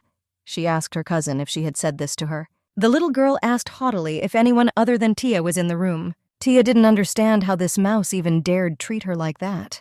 She got angry as her cousin still looked down on her. The girl asked the main characters of the short stories to give her strength, but she answered Tia that she hadn't even started to look down on her yet. She wanted to press on a weak point by saying that if the cousin put on a beautiful dress, then everything suddenly changed. Tia said that Duke Ferriton simply pitied her because she looked too insignificant, and added that this dress was not the girl's property. The baby was surprised that some dress had pissed Thea off so much. The uninvited guest added that if her cousin continued to behave so condescendingly, then everyone would turn away from her and hate her. Tia said that her father said that if she was treated specially, she would take it for granted. That's why he gave her as much food as she earned. But as it has now become clear, her father's attempts to raise the girl were in vain. Tia said that she wouldn't be too surprised if Duke Ferriton kicked her cousin out of the estate. Be kicked out someday. But she definitely wouldn't be kicked out for what she said now. The girl called Tia the daughter of the Marquis of Terenka and shouted to her with rage. She asked her how dare she call her, the daughter of the Duke of Ferriton, arrogant. Tia didn't know how to respond and said that the reader should treat her with respect and was surprised that she wasn't taught manners. The little girl considered herself simply irresistible, and the only cooler thing is the egg. She, as always, used her only argument that the girl's mother cheated on Duke Ferriton and gave birth to an illegitimate child. The girl asked if she was responsible for her words. Tia calmly replied that she was answering. The Terenka family at stake. She agrees again. The lady said that she would ask her father now. The girl started to leave, but Tia asked her to stop. The reader stood her ground and wanted to ask the maid about her pedigree, because the daughter of the Marquis was interested in this. She ran into the arms of her maid and with tears in her eyes said that the girl called her arrogant and that Thea should bow before her. Tia showed herself to be a victim, as if she came here for her cousin, and she treated her so badly. Tia's maid began to lecture the girl about how she had no right to behave like that. But here everything is different. The girl is completely safe. The girl's maid, Anna, said that she sees how Tia and her maid have completely lost their fear if they allow themselves to speak to the daughter of Ferriton in such a tone. Tia's maid replied that she simply asked her cousin a question about her actions, because she needed to immediately indicate where the girl was wrong. Anna stood her ground and asked where exactly the girl was wrong. After all, it was the Marquise's daughter who behaved badly towards young Miss Ferriton, but the maid stood her ground, adding that Tia did not intend to insult the girl and even brought a gift. And the gift was one of Tia's dresses. She added that she saw how her cousin looked at them and that's why she decided to give it to them. Tia walked closer to Miss Ferriton and looked into her eyes with an evil smile, asking if she wanted him. The Marquise grabbed the girl's hand and invited her to make peace, and she added that she apologizes for all the rude words. She still wanted to add something, but she was interrupted by the Duke of Ferriton himself. The man said that Tia talks too much, like she was stealing his daughter's dresses. Everyone is surprised why the Duke is home so quickly. An hour ago, he was sitting in the interview room with a very angry face. They said in the room that a common solution needed to be found, and that the issue of awarding awards to different military divisions needed to be examined again piece by piece. And later we need to get together for a second discussion. They looked at the time. It was already late. The man did not know whether he would have time to buy his daughter an eclair, but he was assured that there was nothing to worry about, because he could always ask a servant about it. But the man refused, because the eclair bought by the servant could not compare with what he himself would bring. The man said that every time he comes to his daughter with an eclair, she will happily greet him and kiss him on the cheek. Unfortunately, perhaps all the eclairs from this confectionery have already been sold out, because they instantly fly away. Therefore, it is unlikely that he will have time to buy anything. This means that he won't receive a kiss from his daughter either. Fury appeared on the Duke's face, and everyone around became worried and decided to continue the meeting. But suddenly the Duke asked where exactly the pastry shop with these eclairs was located. Everyone who was at the meeting was seriously worried. They thought that the Duke suggested another topic to kill them all right here and now, because he is a terrible person. The men politely asked if he was really interested in these eclairs, but you wouldn't guess right away. But suddenly his colleague interrupted and scolded him, saying that the man's insight was zero, but from the very beginning he speaks and then thinks. They continued the meeting, but the assistant approached the Duke and whispered something in his ear. The Duke instantly got up and went, saying that he had urgent matters to attend to. The men in the room insisted that the Duke had already missed more than one meeting and they needed to sort everything out. He glared at them and asked since his attendance at meetings became mandatory. The previous time he ran away from the meeting after learning that his daughter was wiping the windows, after which the Duke stopped going to them altogether. And all because the girl wanted to always be near him. Terenka had arrived at their castle, but he was much more enraged by the poor treatment of his daughter than by the fact that his name was exploited in the Marquis' scam. Surprisingly, Duke Ferreton is a special person. He does not need emotional connections and affection with people, and his sons are the same as him in this regard. Everyone except the daughter. The assistant said that it was nice to look at her and quickly corrected himself by adding that it was nice to see how much the Duke protected her. The Duke replied that this goes without saying. He is obliged to protect her until she grows up. Although for Miss, the Duke is just an ordinary loving father, no different from others. The assistant asked if he thought his daughter was cute and beautiful. The Duke ordered the assistant not to talk nonsense. He instantly apologized, although the Duke understood what was hidden behind the question. The assistant did not understand what the Duke was talking about. Ferreton continued that the daughter cries a lot. She falls and cries again. Probably the fact is that she does not have magical powers, and that's not all that surprising for the Duke. It's strange to him that she says that she misses him, and when she kisses him on the cheek, and also falls asleep right on his lap. Although the Duke considers his behavior much more strange, when he looks at her, his body reacts very strangely. His theory is confirmed every time. When he is next to her, he feels completely different, and when he himself feels as usual. Presumably, these are the dirty tricks of the Marquis of Terenka, the assistant asked to describe everything in more detail. Because it was akin to a curse using the blood of a relative. The Duke said that the heart trembles and buzzes, as if instead of a heart, there is a hive filled with bees that are constantly buzzing. The assistant realized that this was not a curse at all. He asked if his heart was starting to beat loudly, like it was abnormal, and was constantly squeezing. The Duke replied that these were precisely the symptoms, and he always wants to feed her something. When he is alone, he does everything for the Empire, and his hands begin to work, while his head has not yet had time to think. And when he sees his daughter, all he wants to do is bite off her cute, chubby cheeks. The Duke said that this was a serious illness, but the assistant thought to himself that this was not an illness at all, but simply mad love for his daughter. Progress is visible.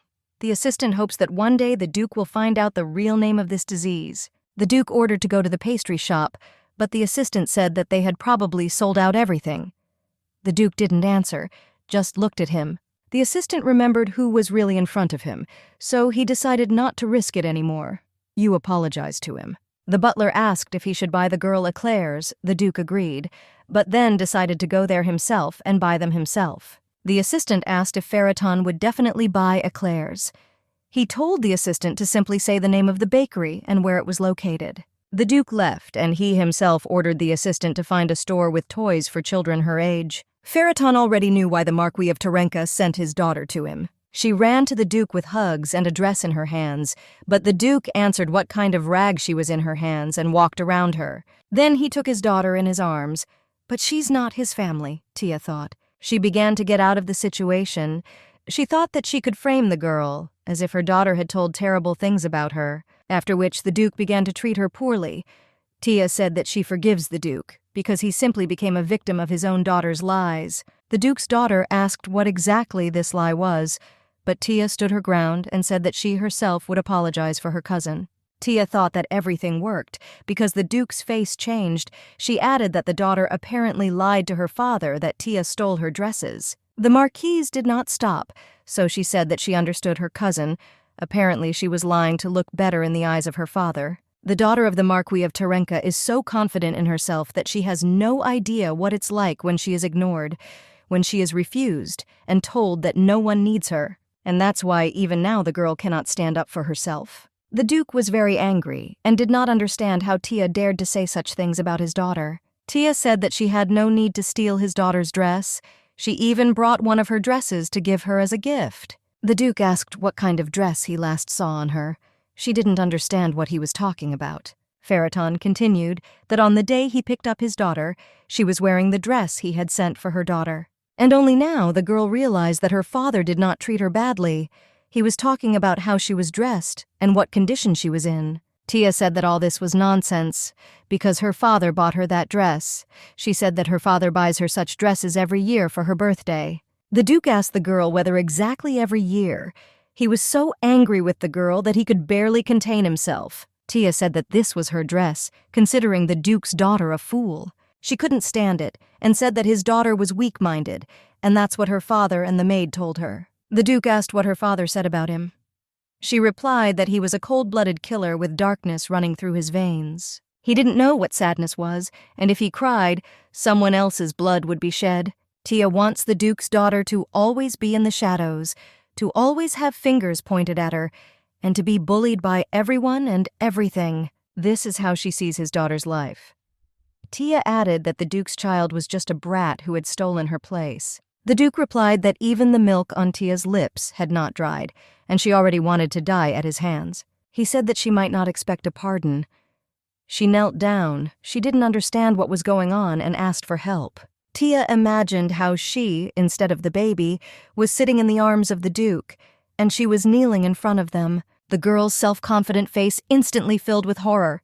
The Duke released her, ordering her to disappear. He sat with his daughter on his lap. She was drinking tea and could not understand what had happened between them. As soon as Claudia called the girl brainless, at the same moment the room became completely black. But compared to the previous time, she felt safer. As if night had fallen and she could close her eyes and rest. And when she opened her eyes, she saw that everything was back the way it was. The Duke called his subordinates and said that today an insect entered his house, which not only encroached on what it had no right to. He asked how to punish those responsible for allowing this insect to sneak into his house. The servants all unanimously said that they deserved to die and only they were to blame for this. The young lady could have gotten hurt because of them. The Duke did not want to get his hands dirty and ordered the servants to kill themselves, but his daughter had a different opinion. She didn't want people to get hurt because of her such nonsense. So she shouted that no, it's impossible. The Duke said they didn't do their job, and so they must answer for it. The little girl said that Claudia just came to check on her, and then they quarreled a little. The girl said that children often quarrel over trifles, so Dad doesn't need to punish the guards for this. The gentleman asked Urkel his opinion about this. The man added that Miss, as always, is absolutely right. And as far as he knows, children really do quarrel quite often. The little girl's throat was so dry. The tea was simply divine. The father looked at his daughter and said that she had a mustache. The reader was very surprised and did not understand what he was talking about. Dad wiped her face. The main character couldn't believe that he had turned on the mode of a caring father who wipes his child's dirty face. The butler could not believe that his master could behave like this. It was simply unthinkable. He had never done anything like this before. But then the little girl decided that she was just daydreaming. And for one thing, I remembered that they were having a serious conversation here. The fate of a dozen people was being decided. The little girl didn't understand what was going on. Their looks were very strange. The baby received notice that the servants of Duke Phaeton were deeply grateful for her kindness. My daughter was very interested in how these guys survived here all this time. Influence within the Phaeton family has increased. For all this, the girl received 5,000 cash units. She was very happy because it was an immediate guarantee and not a chance to win. The Duke's servant noted that the lady was in excellent spirits and a real cutie, and added that she should be very comfortable on her lap. The Duke added that he has no idea why she behaves this way, but the girl believed that this did not concern him at all. The baby is very tired. Claudia returned home to the Marquis of Terenxa. The lady really wanted to sleep. The soda quest is automatically completed. The counting was over and it was a partial failure. The main character was very angry and did not understand how this happened because Claudia returned to herself and considered this a success, although she doesn't really know how it ended because it was so dark that she couldn't see anything. The girl was very scared because there was also a fine. The fine calculation has begun. Since the failure was partial, another fine was assigned. The penalty was stale soda. It was disgusting, no bubbles. The little girl didn't know what kind of fine this was, but it sounded insulting. The reader received a message that she did not deserve to be the main character. While the fine is in effect, she should reflect on her behavior. Her reincarnation buff will disappear randomly. The girl did not understand what it meant to accidentally disappear. Initially, the penalty was the cancellation of the reincarnation buff. Due to the fact that the failure was partial, this buff will begin to randomly disappear. The little girl was wondering what other buff she had. The girl swayed from side to side. Someone knocked. The little girl allowed me to enter. It was the Duke. The girl was scared and didn't understand why he came. For some reason, the lady doesn't even want to get up. The penalty for not completing a task is activated. The girl was very scared because her reincarnation buff was about to disappear. The father sat down next to the baby. She noticed that nothing seemed to have changed. The girl was hungry and wanted to sleep. The daughter told her father yum yum, thereby hinting that she is hungry. Dad asked again. The girl sadly asked if there was a yum. The little girl with a smile asked her dad to give her a cookie. And then the main character realized that she had accidentally slapped the Duke on the thigh with all her might, so she was very scared. The baby began to understand that the loss of the reincarnation buff means the loss of the ability to think like an adult from her past life. The main character did not want to believe that she would behave like an ordinary doll. Suddenly, her thoughts became a little more reasonable. The little girl didn't understand how it worked. The reincarnation buff will appear randomly. The girl began to knead her thigh with her paws, like a kitten. She thought that this was too much and hoped that the cash would not be taken away. The little girl understood that if she wanted to survive, she should under no circumstances anger the Duke. Dad asked how she was doing with Akitas. My daughter asked me what Akitas is. The father said that this was the book that she took then. The girl remembered that beautiful book. The Duke asked if she was beautiful. The girl said that she was fine. Dad thought about it. The main character said that that book changed a little in appearance and became very beautiful. So also shining. The baby reached out to the Duke because a heart appeared there. She repeated that he was handsome. The father asked if she was talking about Atticus. The little girl agreed. The girl also added that when they say that a person is handsome, then they should say, thank you. The Duke was surprised. My daughter said that she would also say, thank you. The ruler did not understand what he was talking about. The main character loves it when people say nice things to her, and she assumed that Dad was probably happy now, too. The little girl thought that suddenly after that he began to like her more. She hoped that was true. The Duke wondered how beautiful that book had become. The situation is terrible, but she is home again. That is her returning mind. The girl didn't know what to do now, because now the book is completely different from the one her dad gave her. She thought it would be better to just confess. She knew that she couldn't lie and thought that he would probably forgive her for being honest. But immediately she stopped, thinking that this was a very valuable book. First, for her sake, the Duke had to break that display case. And now, through her fault, Akitas has become a completely different book.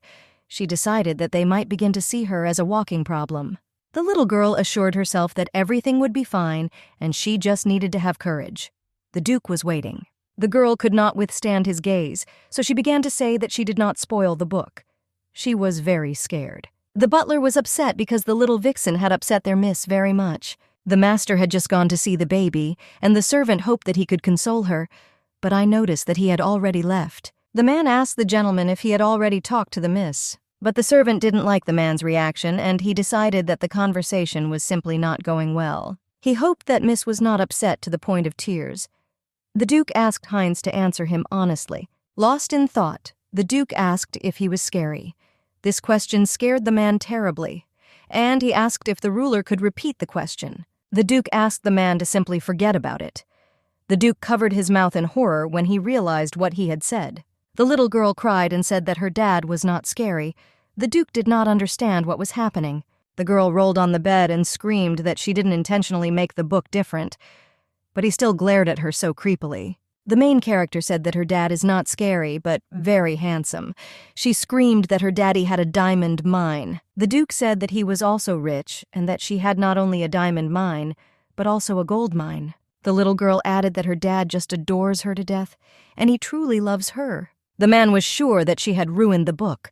Also this hysteria with whims. She is still small, but she is still one of the Ferriton. And so the Duke had to be disappointed in her, but oddly enough, he doesn't even want to punish her. On the contrary, the little girl said that she hates him and he is not her daddy. This surprised the Duke. The man asked if it was true, barely holding back his laughter. And then the Duke noticed that the maids had left the room. The Duke asked what they had there. The maids were very frightened when the master addressed them. One of them said it was nothing important. The gentleman said that he decides whether it is important or not. Without hesitation, the maid handed the Duke some piece of paper. When the man opened it, he saw a drawing there. The maid said that the lady actually drew this picture. The Duke thought for a moment and asked again. The woman showed how in the drawing she and Miss were holding hands, and in the next picture she hugs her. Another maid boasted that she painted it 3 times, and then one of them noticed that their drawings were unlikely to compare with the one she gave him. After all, he was her dad. Because they assumed that she had drawn a whole stack of drawings for his lordship, they were sure that Miss had drawn a cool dad. But the Duke did not react at all, and the maids became thoughtful. The man reported that he received nothing. The maids were as shocked as possible and didn't even know how to react and why they were even saying this. The little girl thought about what she had done, because it's as if she's asking for death herself. Because of this fine, she is finished. Nancy decided to take stock of what had happened recently. The Duke sat opposite, waiting. The head butler, worried that Miss is very upset, sends the gentleman to console her. However, she ended up crying during their conversation, although she had not cried before. Moreover, his lordship is unlike the rest. I have not received a single drawing from Miss, although he is her father. The conclusion suggests itself. Nancy said that it seemed that Miss simply hated his lordship. But others immediately interrupted her so that the Duke would not hear it. The servants immediately pulled Nancy out of the room, gagging her. Anna decided to ask if Miss said anything while she was crying. The gentleman said that the little girl told him that he was not her dad, and also said that she hated him. The maids were shocked. Nancy asked if he hugged her when he consoled her or smiled with warmth. The Duke did not understand why he should do this. Anna couldn't believe it was true. She asked the gentleman if he felt something when he hugged her over and over again. The man thought about it. The Duke began to remember. He felt her gentle breath, soft cheeks, puffed up like a pufferfish. Anna advised the gentleman to visit her one more time, Nancy said, that it was he who brought the lady to tears and that he should console her. By the way, the man decided to ask what yum means yum and what is patenka. The servants were in complete shock. The main character did not know what to do now.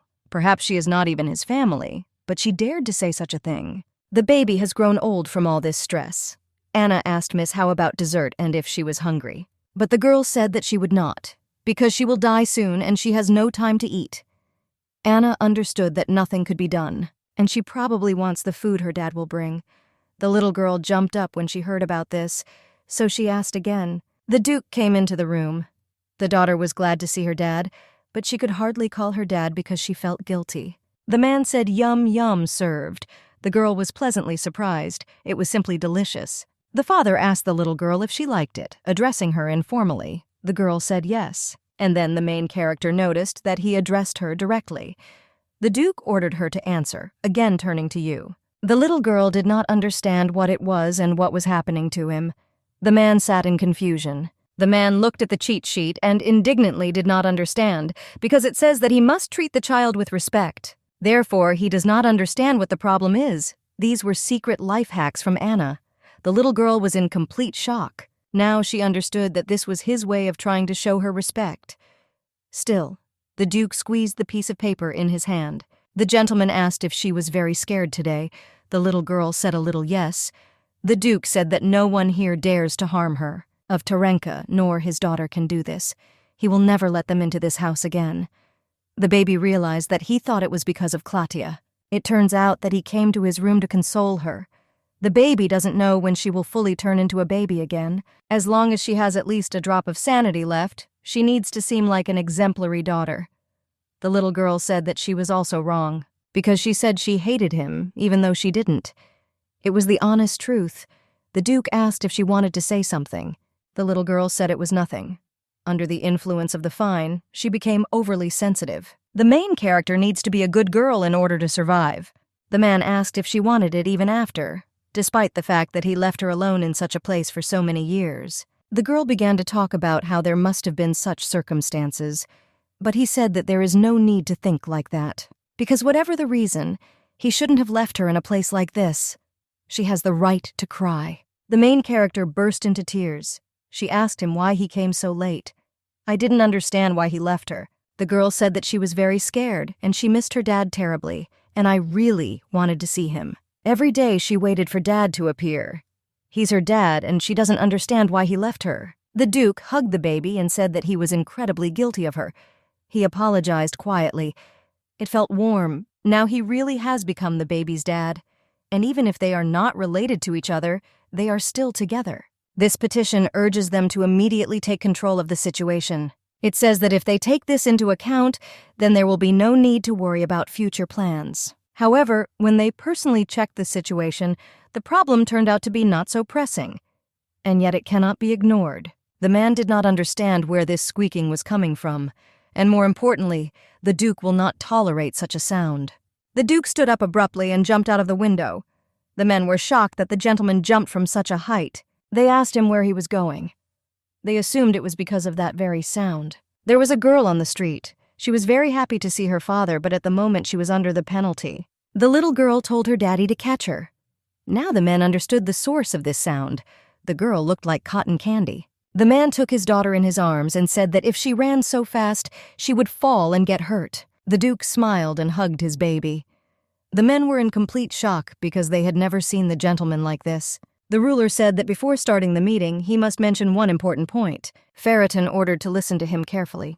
When his daughter walks slowly, her shoes make one sound. In such a case, they have no reason to worry.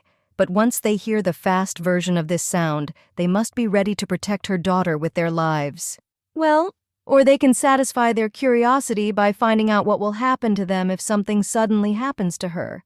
The men promised that they would protect Miss at any cost. For her sake, they are ready to do anything. The Duke said that they could now proceed to the beginning of the meeting. The fine was removed from the baby. She was very angry that she was being embarrassed in front of them like that. To begin with, they wanted to discuss the upcoming celebration with the gentleman. They were wondering if he was going to attend it with Miss. The Duke said that she was still small, and he did not want to show his daughter to the old foxes. The main character suggested that we were talking about celebrating the victory with which he returned home. Then they will remove Miss's name from the list. The girl remembered something and called her dad. The father asked what it was. The little girl said that she wanted to say something in your ear. The man leaned over, and then the little girl asked him what her name was. This question horrified the Duke. The ruler asked again. The baby repeated once again that she wanted to know the name, and she added that she also wondered how old she was. The girl did not understand what was happening. Thinking for a moment, the heroine decided that she shouldn't even have asked this. The Duke even suspended the meeting. It was the first time she saw her father like this. Even those guys, when they left, were perplexed. The man was shocked that the baby didn't even know her name or age.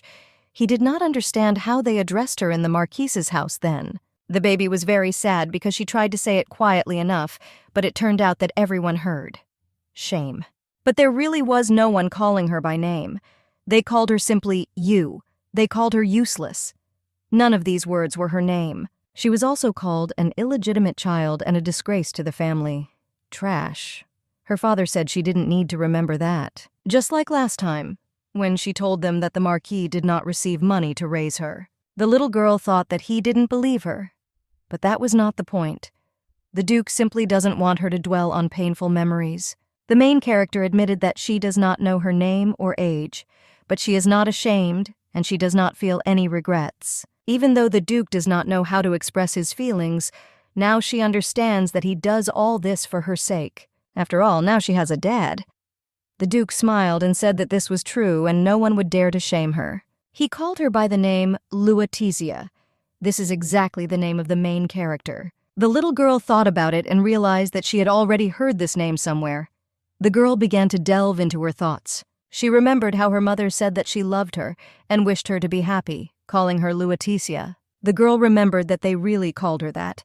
She asked her dad to call her by name again, and the man did. The little girl said with a smile that it was her.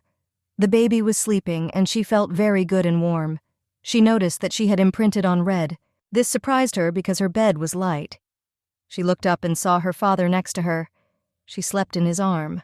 Dad asked if she woke up. Lutetia wished her father good morning. The main character did not understand why he slept with her. She saw the stains of her tears on her father's sleeve. Lua asked him not to leave. The Duke had a lot of papers. Luatisha said that if Dad leaves her and leaves, then she will really hate her. At the time, the baby was under a fine. It's not the right time again. Lua didn't understand what she was doing. She felt somehow ashamed. Dad called the baby a crybaby, and he added that she looked just like a crucian carp with those swollen eyes. Luatisha asked her father if he was in pain. Her father grinned and asked if she thought her little fists would hurt him. But the girl said that she was not talking about that, but about his scar, and pointed her hand at the Duke's stomach. The man replied that he didn't really, and covered his daughter's eyes. Lua didn't understand why he did it. My father said it was because he looked scary. The little girl asked if he was wounded so badly in the war. The Duke replied that this was not at all true, and added the question of who she took her for. The girl began to blow on the scar. The man did not understand what the girl was doing. Lua said that you need to blow on the place that hurts. Dad said that this is an old wound and it doesn't hurt anymore. Lua said that it was necessary anyway, because when he was wounded, she could not do that. Lua said that the cat is in pain, the dog is in pain, but Dad is not in pain. The father repeated once again that he was not in pain. The little girl said that he had been hurt before, which means there's no way without it. A person always feels pain when he is hurt. Wary glances full of hatred, fear. The Duke knows from his own experience that such people really hurt. Dad said he should have blown on her wounds too. Lua was perplexed and asked again. Father said that's exactly it. When they brought her home, she was very sick. The little girl never saw him then. Therefore, she asked him if he had come to see her.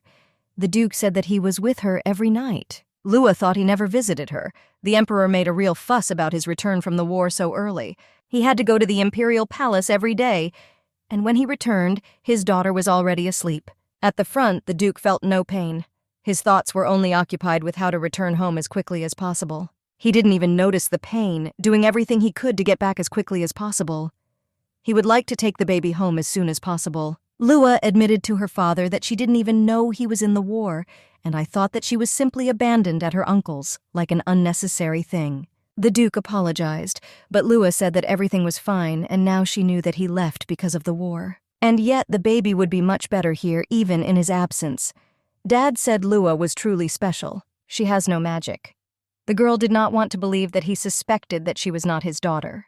And without magic, Lua is no different from an ordinary newborn. Unable to withstand the magic that her brothers exuded, Lua could die.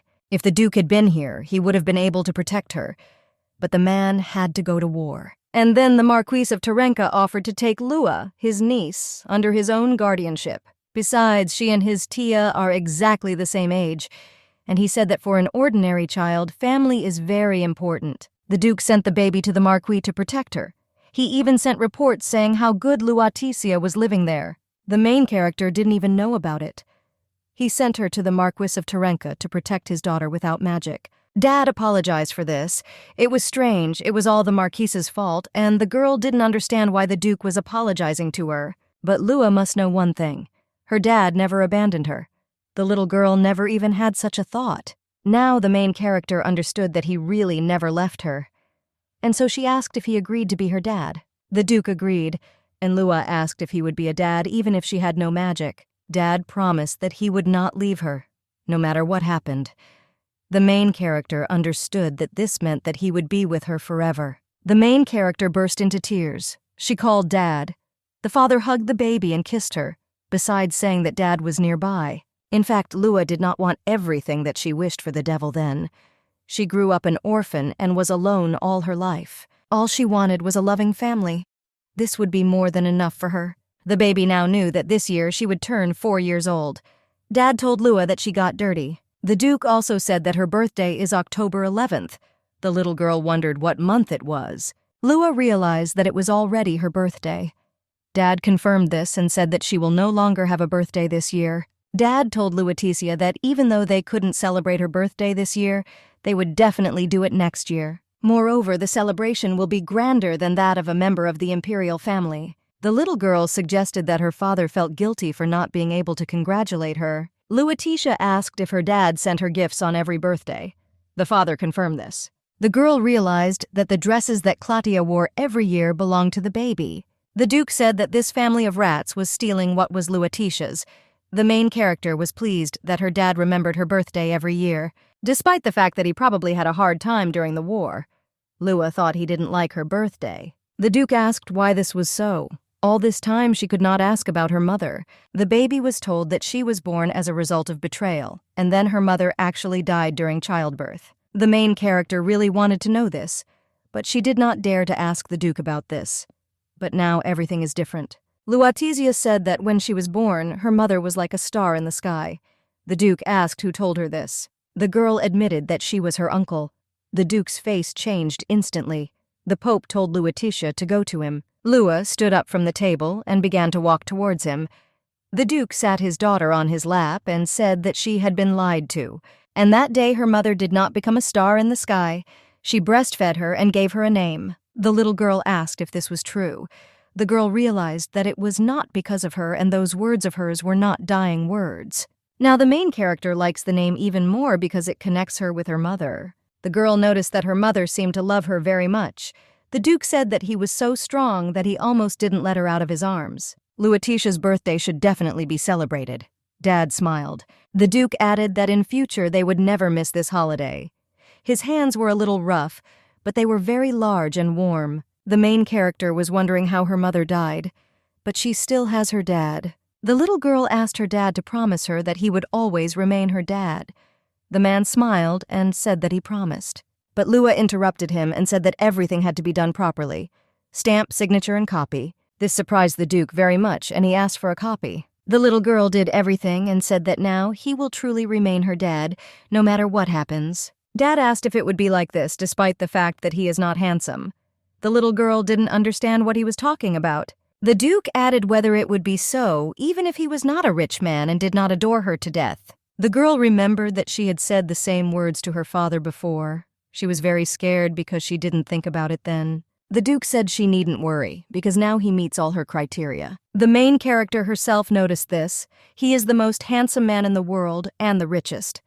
The little girl noticed that it was going to rain. Therefore, they need to quickly go inside. Luatitia asked what about being adored to death. The Duke was ready to give his life for the baby, even if she herself told him to die. The men shouted that this could not be ignored. The Marquis of Terenka has gone too far. One of them added that he felt something was wrong even when they found out the truth about the money to provide for Miss. She didn't even know her name. The Duke asked how things were going to be with the Marquis of Terence. Following the Duke's orders, they cut him off from funding. Potential investors realized what was happening and refused to cooperate with him. In addition, high-ranking officials who have already invested in Terenka's Mana Stone mine are withdrawing their investments. The Duke wondered what the likelihood was that the past Marquis would help him. But Terenka does everything possible so that his father does not find out anything. Now gold rules the world. They live in an era when the wealthy bourgeoisie is superior to the dining aristocrats. Little by little, drop by drop, the Marquis of Terenka will lose absolutely everything. And then she will feel such despair, which I have never experienced before. However, this is not enough for the Duke. The baby slept sweetly in her bed, but suddenly a task came up which woke her up. Luatitia was very angry because she is only 4 years old and still a child and should sleep. Or he is ready to answer for the fact that she will not grow up due to lack of sleep. The message said that right now Duke Ferriton was making a plan to take revenge on the Marquis of Terenka. The girl was very happy because the Duke personally wants to turn the Marquis into a cake. It was written about hopes that she was not happy because there is a kick in the form of a refreshing soda. She must take revenge with her own hands. The main character, of course, loves to strike back in novellas, but what can a 4-year-old child be capable of? According to the conditions, she must take back what was bought with stolen alimony. Lua had no idea how to do this. For compliance, the previous penalty is removed. Being a true Lufin, she cannot continue to walk around with the stigma of a stale soda. Soda into battle. Lua accepted the task. Now she needs it. The notification asked if she wanted to summon a novel using a rental novel. Lua had to say the name of the summoned novel. She decided to call I Seduced 10 Men in the Reverse Harem World. The girl decided that she would call on one short story and take the power of the main character for herself. The main character assumed that she had already been called up. Something is now written on the pages of the book. The little girl would never have thought that she would call for this particular novella. Long story short, she abandoned it because the plot was boring. Because the main character didn't even kiss anyone. She did not think that she herself would retrieve this novel from the palaces of her memory, live forever, and marvel. Although this phrase sounds strange from the mouth of a 4-year-old girl.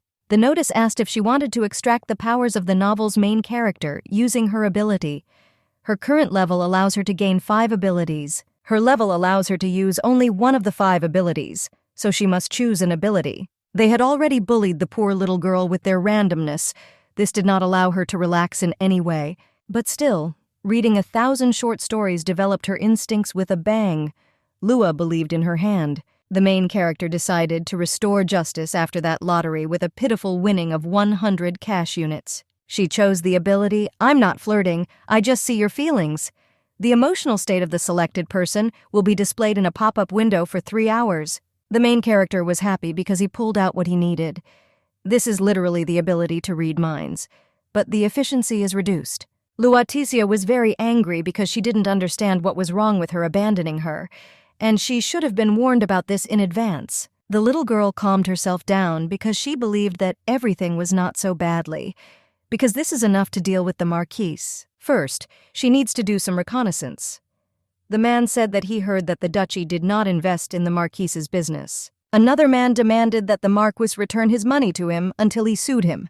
Everyone expected answers from the Marquis of Tarank. He asked them to calm down because this was misinformation. They should look at the receipt with the Duke's signet. They should all understand that this is not a fake. The men asked if he wanted to say that the duchy was misinforming them. The Marquis said that this is such a naive question, and they can judge for themselves whether it is profitable for the original investor to allow many others to invest in the same business, and they will have to share the profits. They did not understand whether he was saying that the Duke wanted to monopolize the profits, and because of this, he spreads false rumors. The Marquis said that we were talking about the Duke, and if he wanted, then a little lie would not play a big role for him. They couldn't argue because Duke Ferreton really has a bad reputation in high society. The men asked for proof of the contract concluded with the Duke. He said that he could not show the contract to 3 people, and he asked if they would trust him after that, because in this case he could show outsiders their contracts with them. The Marquis asked if they really thought that Duke Ferreton had what is called justice and morality, ethics and benevolence. Physical evidence speaks louder than 100 words, and only they can decide what to do about it. The men asked for time to discuss. The Marquis left. He didn't expect the old guys to be so meticulous. But fortunately, it's only a matter of time. The maid approached him and told him that he had a guest. This surprised the man very much, and he asked again. Standing on the threshold was the daughter of Duke Ferreton, Luaticia. The Marquis was surprised that she came alone. The maid asked where to take the girl. The man ordered to take her to the glass greenhouse. The woman asked if he was sure. The Marquis said that the girl probably ran away from home due to the Duke's oppression, and he must console her. And as soon as these old guys decide to do something, he must inform the Marquis. He decided to use this simpleton to extract more money from the Duke, and then even declare that Ferreton decided to double the amount of investment. He considered himself simply a genius, because he had a great idea. The man imagined the little girl telling him that he had a wonderful, wonderful garden. She would really want to go back to him, and that this little one somehow managed to lose her head from the beauty of the greenhouse. The Marquis wanted to pretend to console her, and she herself would want to return to him. But when the Marquis saw her, so beautiful and well-groomed, he was in complete shock. He didn't understand why she was wearing such a luxurious dress. He asked if the little girl wanted to meet him. The Marquis assured himself that she began to look only a little better. The girl said that she'd come to get her money back. She activated her ability. The object was the Marquis. The Marquis was very angry, and he asked what money we were talking about. When Lua repeated that, her Marquis immediately went wild. He rushed towards the girl and began calling her names. The Marquis was shocked and angry at her statement. Lua asked him to sit down first. The man does not understand what she allows herself, and how dare she even turn up her nose in front of him. The main character was glad that he was her prey, and she decided that she had had enough of being called a stale soda. The guard thought the little girl was very cute. Lua said that she was not going to be nice to the man who had been stealing her money all this time. The Marquis was in shock. He pretended that he did not understand what she was talking about and what money she was talking about. Lua said he used the money to support her for personal purposes, so it's theft. The Marquis called her an ungrateful upstart. The Marquis said that he could have thrown her out into the street, but instead he raised her almost like his own. The little girl thought that if she could read minds as easily as the heroine of the summoned short story, then everything would be easier. Lua said that the Marquis spent her money to buy a mine with mana stones and the right to mine them. The Marquis was very aggressive and did not understand what she was saying. Therefore, he bought all this with the investment of Duke Ferriton. Lua said that one way or another, he still took advantage of the Ferriton family's money. The Marquis feels ashamed that a little girl could reproach him. She said it was somehow strange. From Duke Ferriton, he received money only for her maintenance. The Marquis said with horror that he invested in his business, but did not give money for her maintenance. Terenka is still angry but relieved. He visibly relaxed.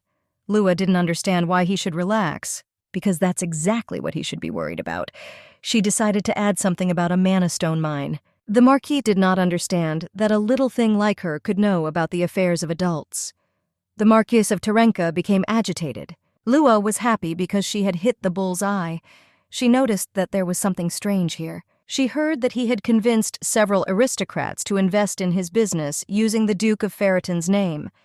The Marquis did not understand what was strange here, because such a large business always requires significant investments, and anyway, it's none of her business.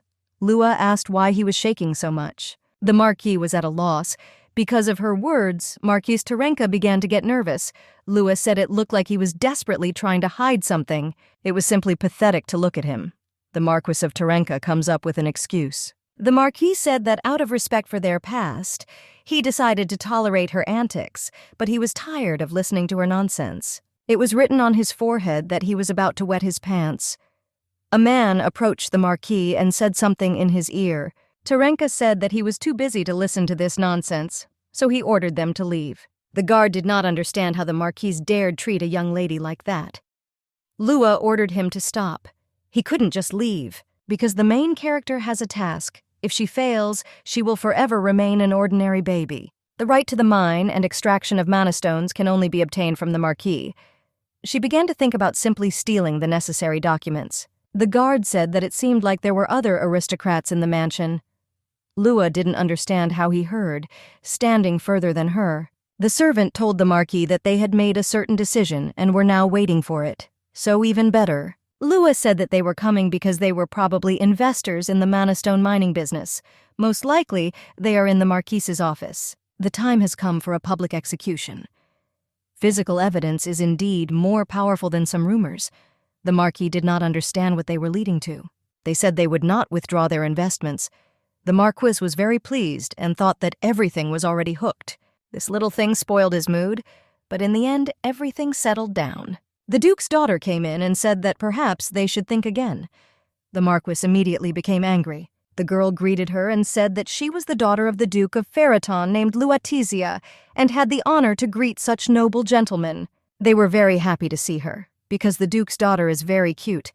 It seemed to one of them that he had already seen her somewhere. The Marquis asked what she had lost here, and he said that she should not interfere in adult conversations. The man said he thought it was forgivable. They were all curious about what the Duke's daughter looked like. She asked again what she meant, which is worth thinking about again. Lua said she was told that they were people of great intelligence and talent. The girl was confident that such obliging gentlemen would agree to listen to her, despite her young age. The men noticed that she was indeed one of the Ferritons, and asked what she wanted to tell them. Lua said that her uncle claimed that her dad invested in a mana stone mine and asked why they thought he was so insistent on it. They said that this was because the fact of investment from the Duke guaranteed the presence of mana in the mined stones. In this novel, during excavations, empty stones without mana are often mined. However, the mines where the Duke invested are always full of stones, filled to the brim with mana. He's never made a mistake before.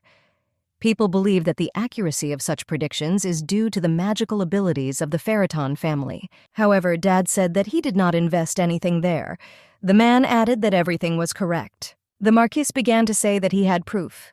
Lua asked if this was strange. If her dad invested in this mine, the local rocks must be full of mana.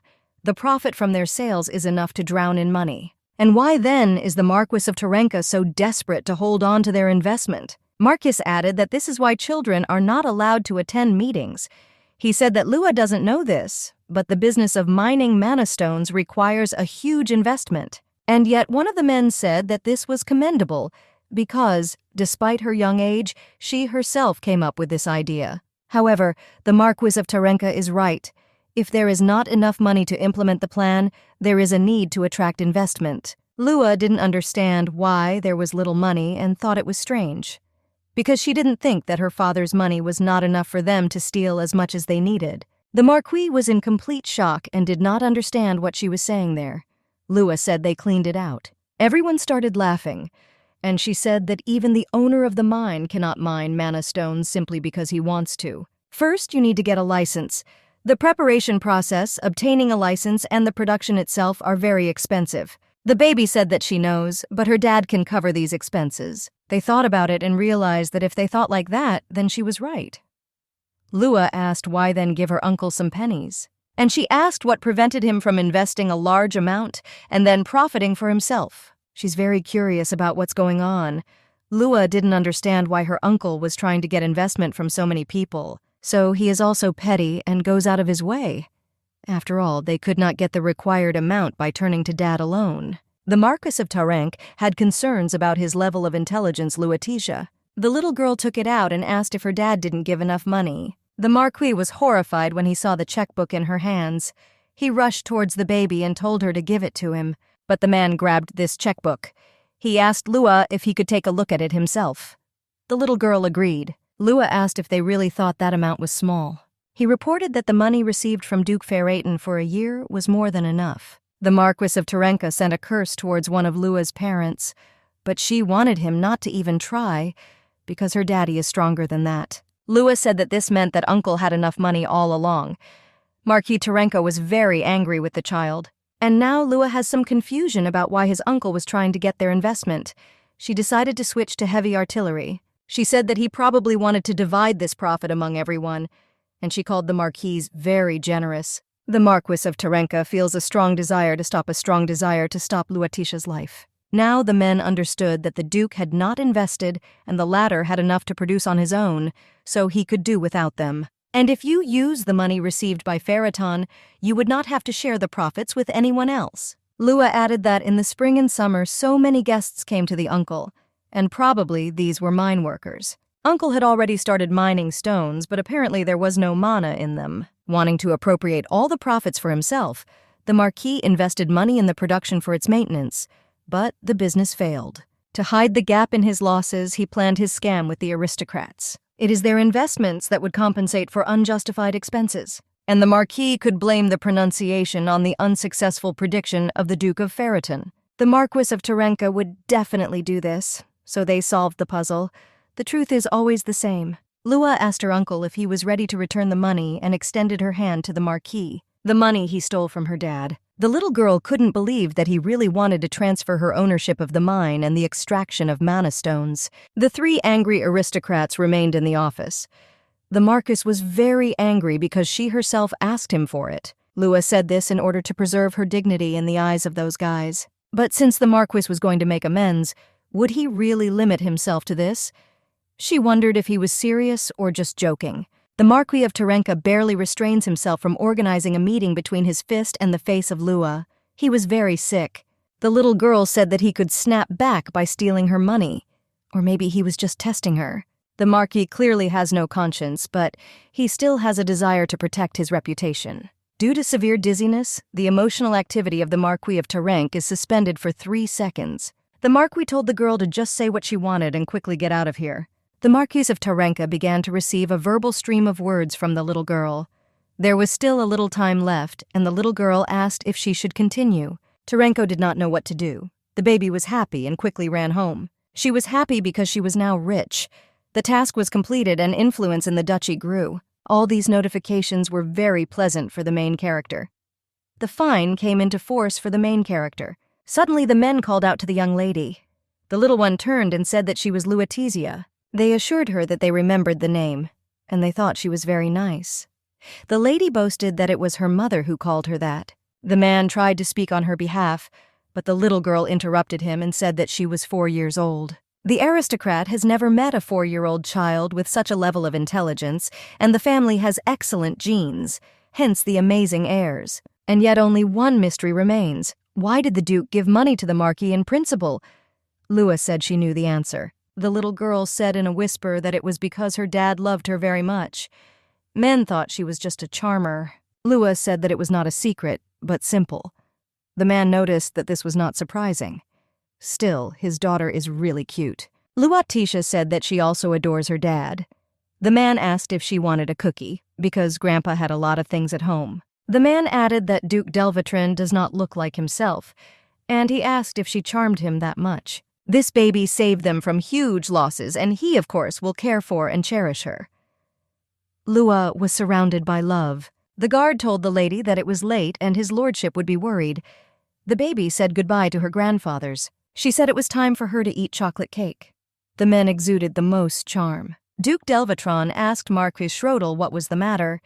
The Marquis had a feeling that he had seen this little girl somewhere, but the man did not understand where, because all this time the Duke's daughter was hidden from prying eyes. The Marquis decided that apparently he was simply mistaken, and this was hardly possible, because they were very different. Children adapt so easily, like a tree that grows differently depending on the soil where it is planted. Like a seed with endless potential, he is very interested in how she will grow up. The guard said that she was simply incomparable, and he was very sorry that the lady did not have magic. But today he was even more touched than when the second eldest gentleman killed the monster at just 2 years old. The main character was shocked that he killed the monster at just 2 years old.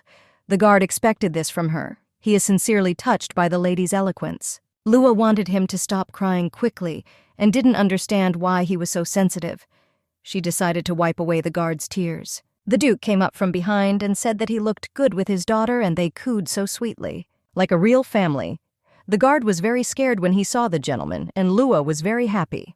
Luatisha did not understand why he was trembling so much, and said that he might calm down when he stroked her cheek. The man wanted the lady to stop immediately, and did not understand why her cheeks were so tender. Lua asked if he felt better and added that he was lucky that she was such a kind girl who helps everyone. The little girl didn't understand whether something hurt him or whether he was just so deeply touched by it all. The Duke was interested in what kind of need he was talking about. Lua noticed that it didn't look like curiosity, but like a desire to kill. The guard prayed to be saved.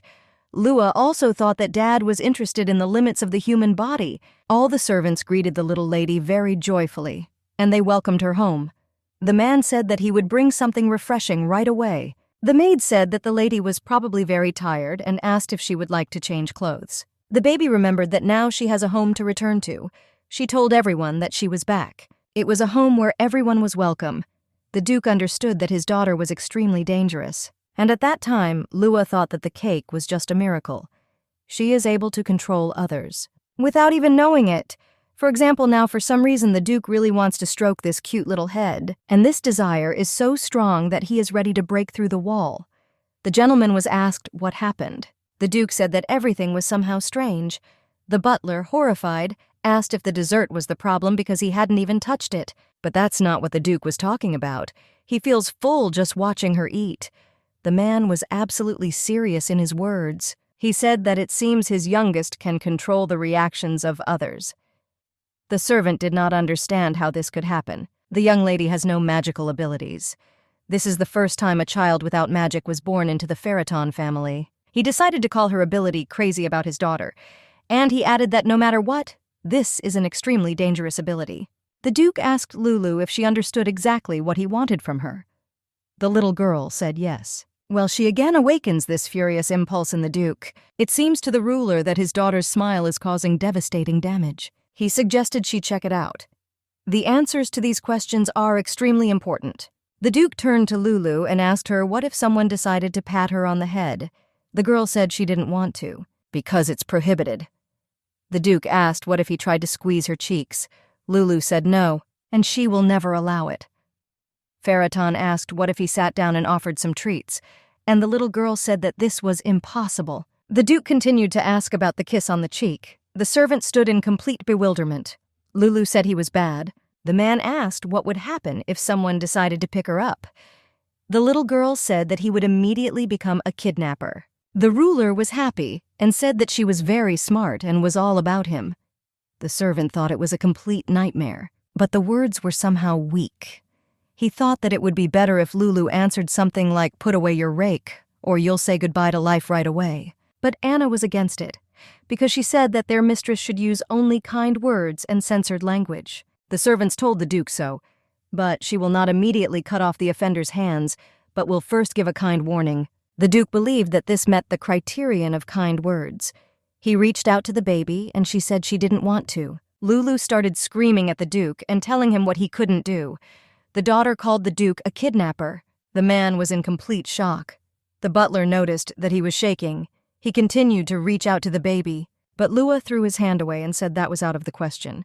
She called Dad bad many times. The baby sat waiting for praise from her father, and the Duke sat in bewilderment. The servant had never seen their impenetrable Duke so devastated. The man said it felt like a knife had been stabbed into his heart. The servant noticed that he was definitely bleeding. The Marquis of Ferraton stood before the Marquis of Terenka. He shouted at him and asked why he even allowed himself to do this. There were a lot of dead people around. The Marquis said that if the Duke left his house right now, he would not make a big deal out of it. He burst into him criminally and didn't even bother to hide his face. It was simply unheard of. An ominous black aura that absorbed all light. Magic. The Marquis said that despite the fact that he was a duke, he would not get away with this, because he had no right to break into his house. The Duke didn't care.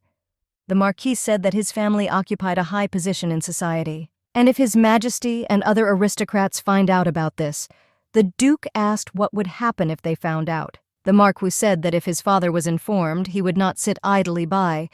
The Duke said that this was no longer his concern, because he will die much faster. The man tried to stop him, but in vain. Terenka did not understand why the Duke was doing this to him.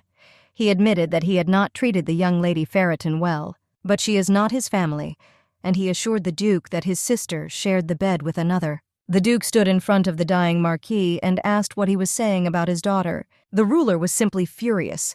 He was simply furious, and the Marquis could barely breathe from fear. Ferraton wanted only the death of the Marquis. The beggar continued to beg for mercy from the Duke and asked to save him. The man added that the previous Marquis asked him to give him something. The Marquis was shocked that he was alive and his neck was intact.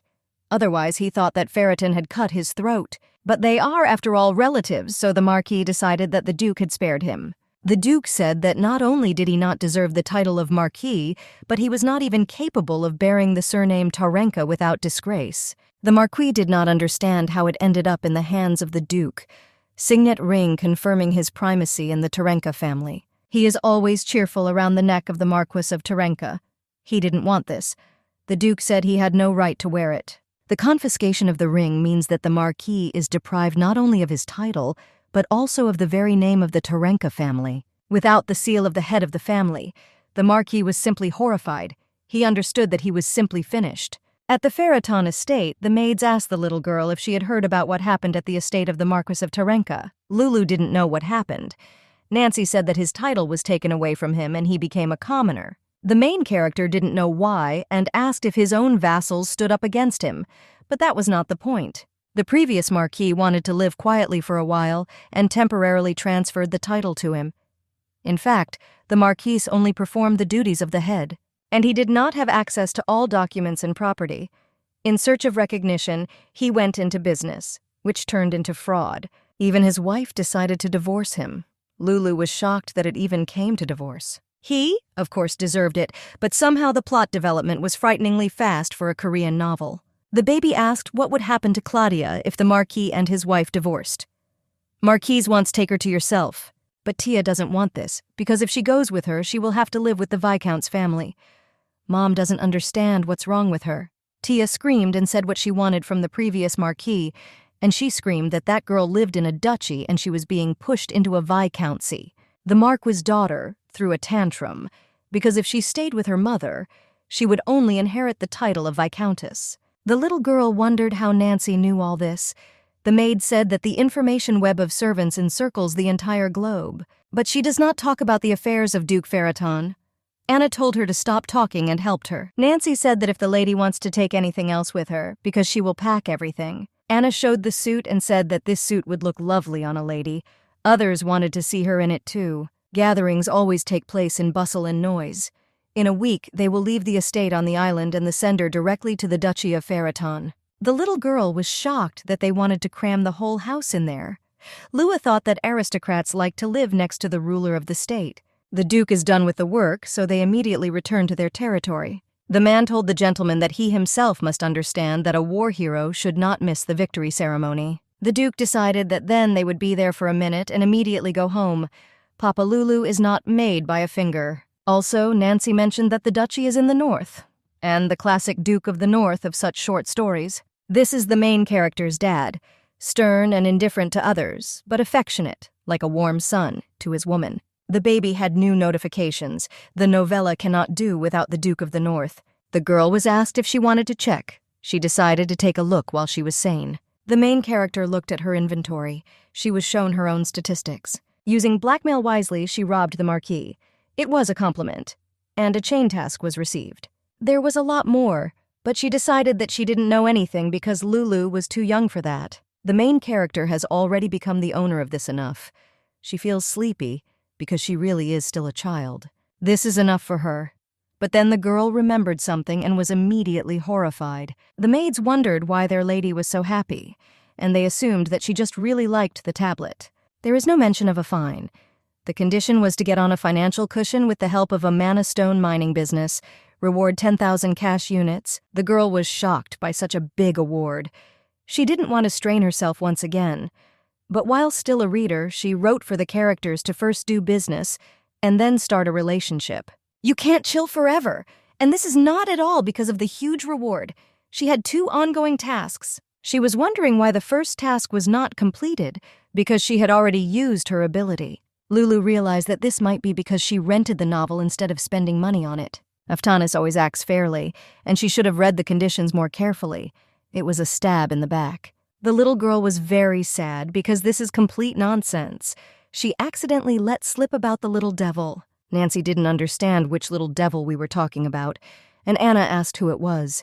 The girl began to pretend that she was talking to the hamster and asked him why he did not answer, and was silent. Nancy decided that she was simply crazy about the gift of a toy and had not yet recovered from the shock. Their lady was such a sweetheart, and she was not at all like the young gentleman. Lulu thought about it, and then she remembered that that bastard promised her beautiful brothers. If you remember how much she suffered because of him, it's hard to believe that he will do this. Although Lulu's dad really turned out to be cool. So the brothers must also be amazingly good. A new generation worthy of her handsome daddy. Lulu turned to the maids. Lulu asked them what kind of brothers she had. The maids did not know what to answer and tried to stall for time. The little girl was wondering why her skin was getting cold. She realized that she should not have expected anything from that devil. Fooled again. Today, the owner is finally returning to the castle. The lobby is richly decorated for a fitting welcome for the Duke. A majestic interior that will immediately make the gentleman feel better, and an intimidating atmosphere that matches the image of the Duke. The man asked if the chief was sure that such darkness would not frighten her. He asked what he was talking about. The servant spoke about the little lady. The Duke's imminent return is connected precisely with her. The woman heard that the nobles had already finished her off with their letters. In them, they asked her to be their granddaughter. The man was shocked that someone from the duchy was so stupid as to believe baseless rumors. The chief said that they must not make a single mistake in preparing for his lordship's return. Lulu sat in the carriage and thought that she should have run away before Anna put this on her. Anna wanted her to take the blanket because she would be cold, but the little lady ran after Dad. It was very hot in this suit, as if it were a real heat. The Duke asked if she was wrapped in cotton wool. Lulu said that her sisters said she would be cold, so they put it on her. Dad asked if she was cold, but Lua was hot. They're still halfway to go. Anyone would be hot if they turned him into a real bear cub. The Duke did not understand why she continued to sit in this. Lua didn't know how to say it, because a native of the north wouldn't understand. Lulu said that after all, her sisters dressed her like that because they were worried about her health. And to be honest, she's even happy. She always envied the children who complained that their mothers wrapped them in 50 layers. The Duke still understood her, despite the fact that it was a little crazy. Some things are useless and annoying, but Lua, for some reason, doesn't want to brush them aside. The Duke had a strange feeling. The little girl didn't understand what useless meant. This was her medicine. When Dad got hurt, no one put medicine on his side, but Lulu decided to help, even if the scar doesn't disappear. He also called her annoying. The Duke took his daughter by the cheek and pulled a little. The Duke was very grateful to his daughter. The servants could not believe that this little bear was really the same lady, because there is not a hint of malice in her. The servants' expectations were not true. The baby sneezed, and the Duke asked if she was cold. It looked like he was hinting that he could cool her off forever. After all, when a person dies, his body becomes numb. Everyone was running around like mad and trying to do something. And all because Lulu sneezed. The chief did not understand anything, and the maids thought that the Duke was planning a mass murder. The ruler took Lulu in his arms. All the servants were in complete shock when the master picked up and hugged the child. And then the little girl shouted at the Duke, calling him a kidnapper. Dad told her to sit still. But the Duke told Lulu that if anyone else dared to take her in his arms like that, then she should not sit so quietly. The servants believed that their master had definitely been replaced. The brothers were happy to finally see their father.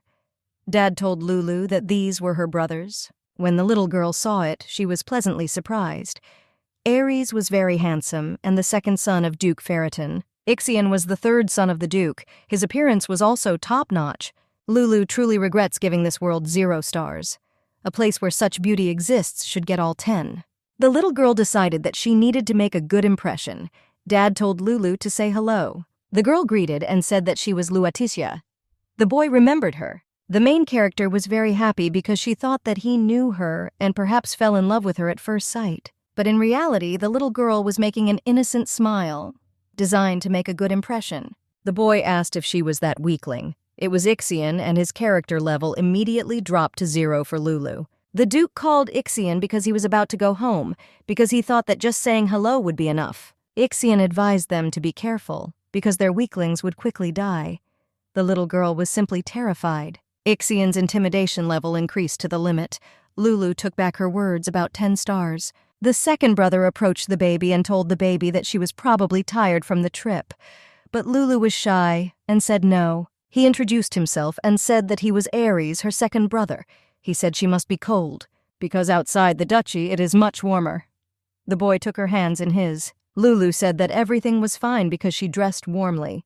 Ares said that despite this, the hands are icy. Ares said that he would not allow his little sister to freeze. All his indicators immediately increased.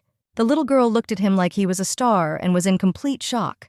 There is a real ray of light in front of her. She was very grateful to the little devil, but he believed that she had drawn conclusions too early. The cold north is completely unsuitable for a fragile 4-year-old girl, but Lulu lives well here. This weather is just perfect for enjoying the hot springs. In her previous life, she never dreamed of this. Anna told the ladies that they needed to dry their hair because it was fashionable to catch a cold. Now that Lulu had warmed up and changed clothes, she was ready to see her brothers. Lulu greeted. Ares was glad to see Luaticia. He called her to sit down with them. Ares, the second eldest brother who greeted her so warmly on the first day. Ixion considered her very annoying. He believed that they said hello yesterday and that would be enough. The guy didn't understand why she came here and assumed that she hoped to make friends or that brotherly love should awaken in them. Lulu understood that the third brother Ixion was still hostile. Ares said that he was very surprised when he saw the baby yesterday. He didn't expect that he had such a charming sister. He suggested that she try to get closer as quickly as possible, since they had been apart for so long. The little girl truly considered him an angel. Despite his black hair and scarlet eyes, this kind look and sunny aura reveal him as an angel. Ares and Lulu had a downright family idol, and Ixion sat dissatisfied and opposed their relationship. Ixion told his brother that he must have eaten something wrong, because he didn't understand what was good about that weakling. Lulu considered him a complete rude man, and did not understand how he dared poke fun at his older brother. Ares said she was cute. Ixion said that he did not know that his older brother's eyesight was so bad. Lulu thought they had dropped the formalities. But still, the second brother is definitely an angel. If she were in his place, she would show this brat what respect for elders is. The third brother asked Lulu why she was looking at him. He started shouting, asking what was that strange look on her face. The main character herself did not notice how she was bewitched by his handsome face, and she lost control of herself. The little girl was unlucky with her third brother. Lulu said that she can't help but look at beautiful people, because it is inherent in them by nature. Ixion didn't understand that she was even saying that, but the little girl wasn't the least bit ashamed. Ares asked the little girl if she thought Ixion was handsome. Disappointment was visible on him. Now he knew what her tastes were. Lulu didn't want her little angel to make such a sad face. She started saying that Ares is more beautiful and much better. He almost thought that she liked Ixion better, but Lulu said she liked Ares better. Ixion was defeated. Lulu said Ares was much better. Ixion was already fed up with this and said that their vision problems were hereditary. A notification arrived that someone dared to mock the reader of Aftanez himself. It was unforgivable. The little girl thought that using Chinese wisdom in a world with Western customs was quite strange. And she had no desire to rule the country. It must show who the true conqueror is here. She had to get Ixion to recognize her as a member of the family. Reward ticket for 3,000 cash units. Lulu, of course, didn't mind getting along with them, but she didn't really want to force her friendship on someone who didn't need it for nothing. She thought that she could agree that the proverb in the family has its black sheep works here. The penalty for refusal was deprivation of life. Lulu was in despair, and Ares did not understand what had happened. Ares ordered Ixion to apologize because he was making Lulu cry. The guy just laughed at this. He said he expected nothing more from the weakling, but Lua said that this was not true. And she's actually strong. For that matter, she will definitely defeat him. Ixion laughed. He asked if she could stand it. This was the same magic that turned out to be so strong for one weakling, that her dad transferred to another house, and she also dares to challenge Ixion. But Ares came up to the baby and covered her. He said that this was too much. Ixion added that it would be even more interesting with him. Ares said that it seemed to him that his brother believed in himself too much to say such things to his older brother. Lulu agreed and did not understand where the third son was going to be raised.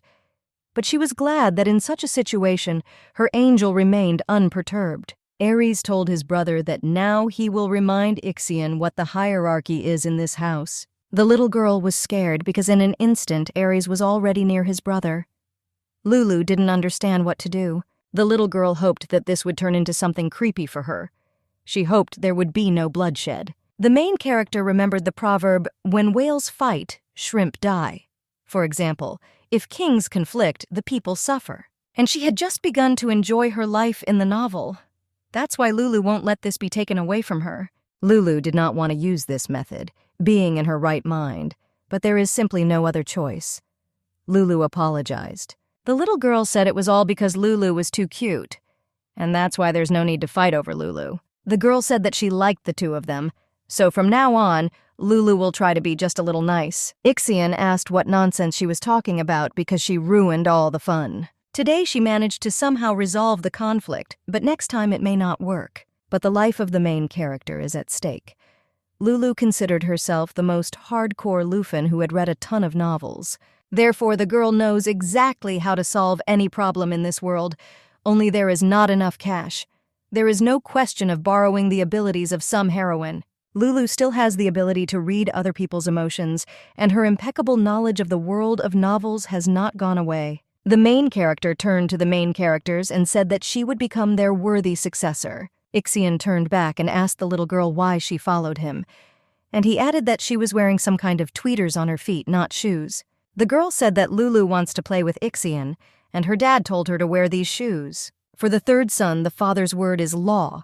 The guy added that Ares, who always protects her, is not around. Ixion said that if she wants to play with him, then they will finally test whether she can withstand this magic. Ixion is having a blast, and he can't wait to see the girl's reaction. But immediately, Ixion became confused, and something began to worry him. Lulu asked her brother if he would really play with her. Lua was very happy. Ixion was shocked. He thought she was weak and asked if she had lost her fear. The little girl suggested playing catch-up.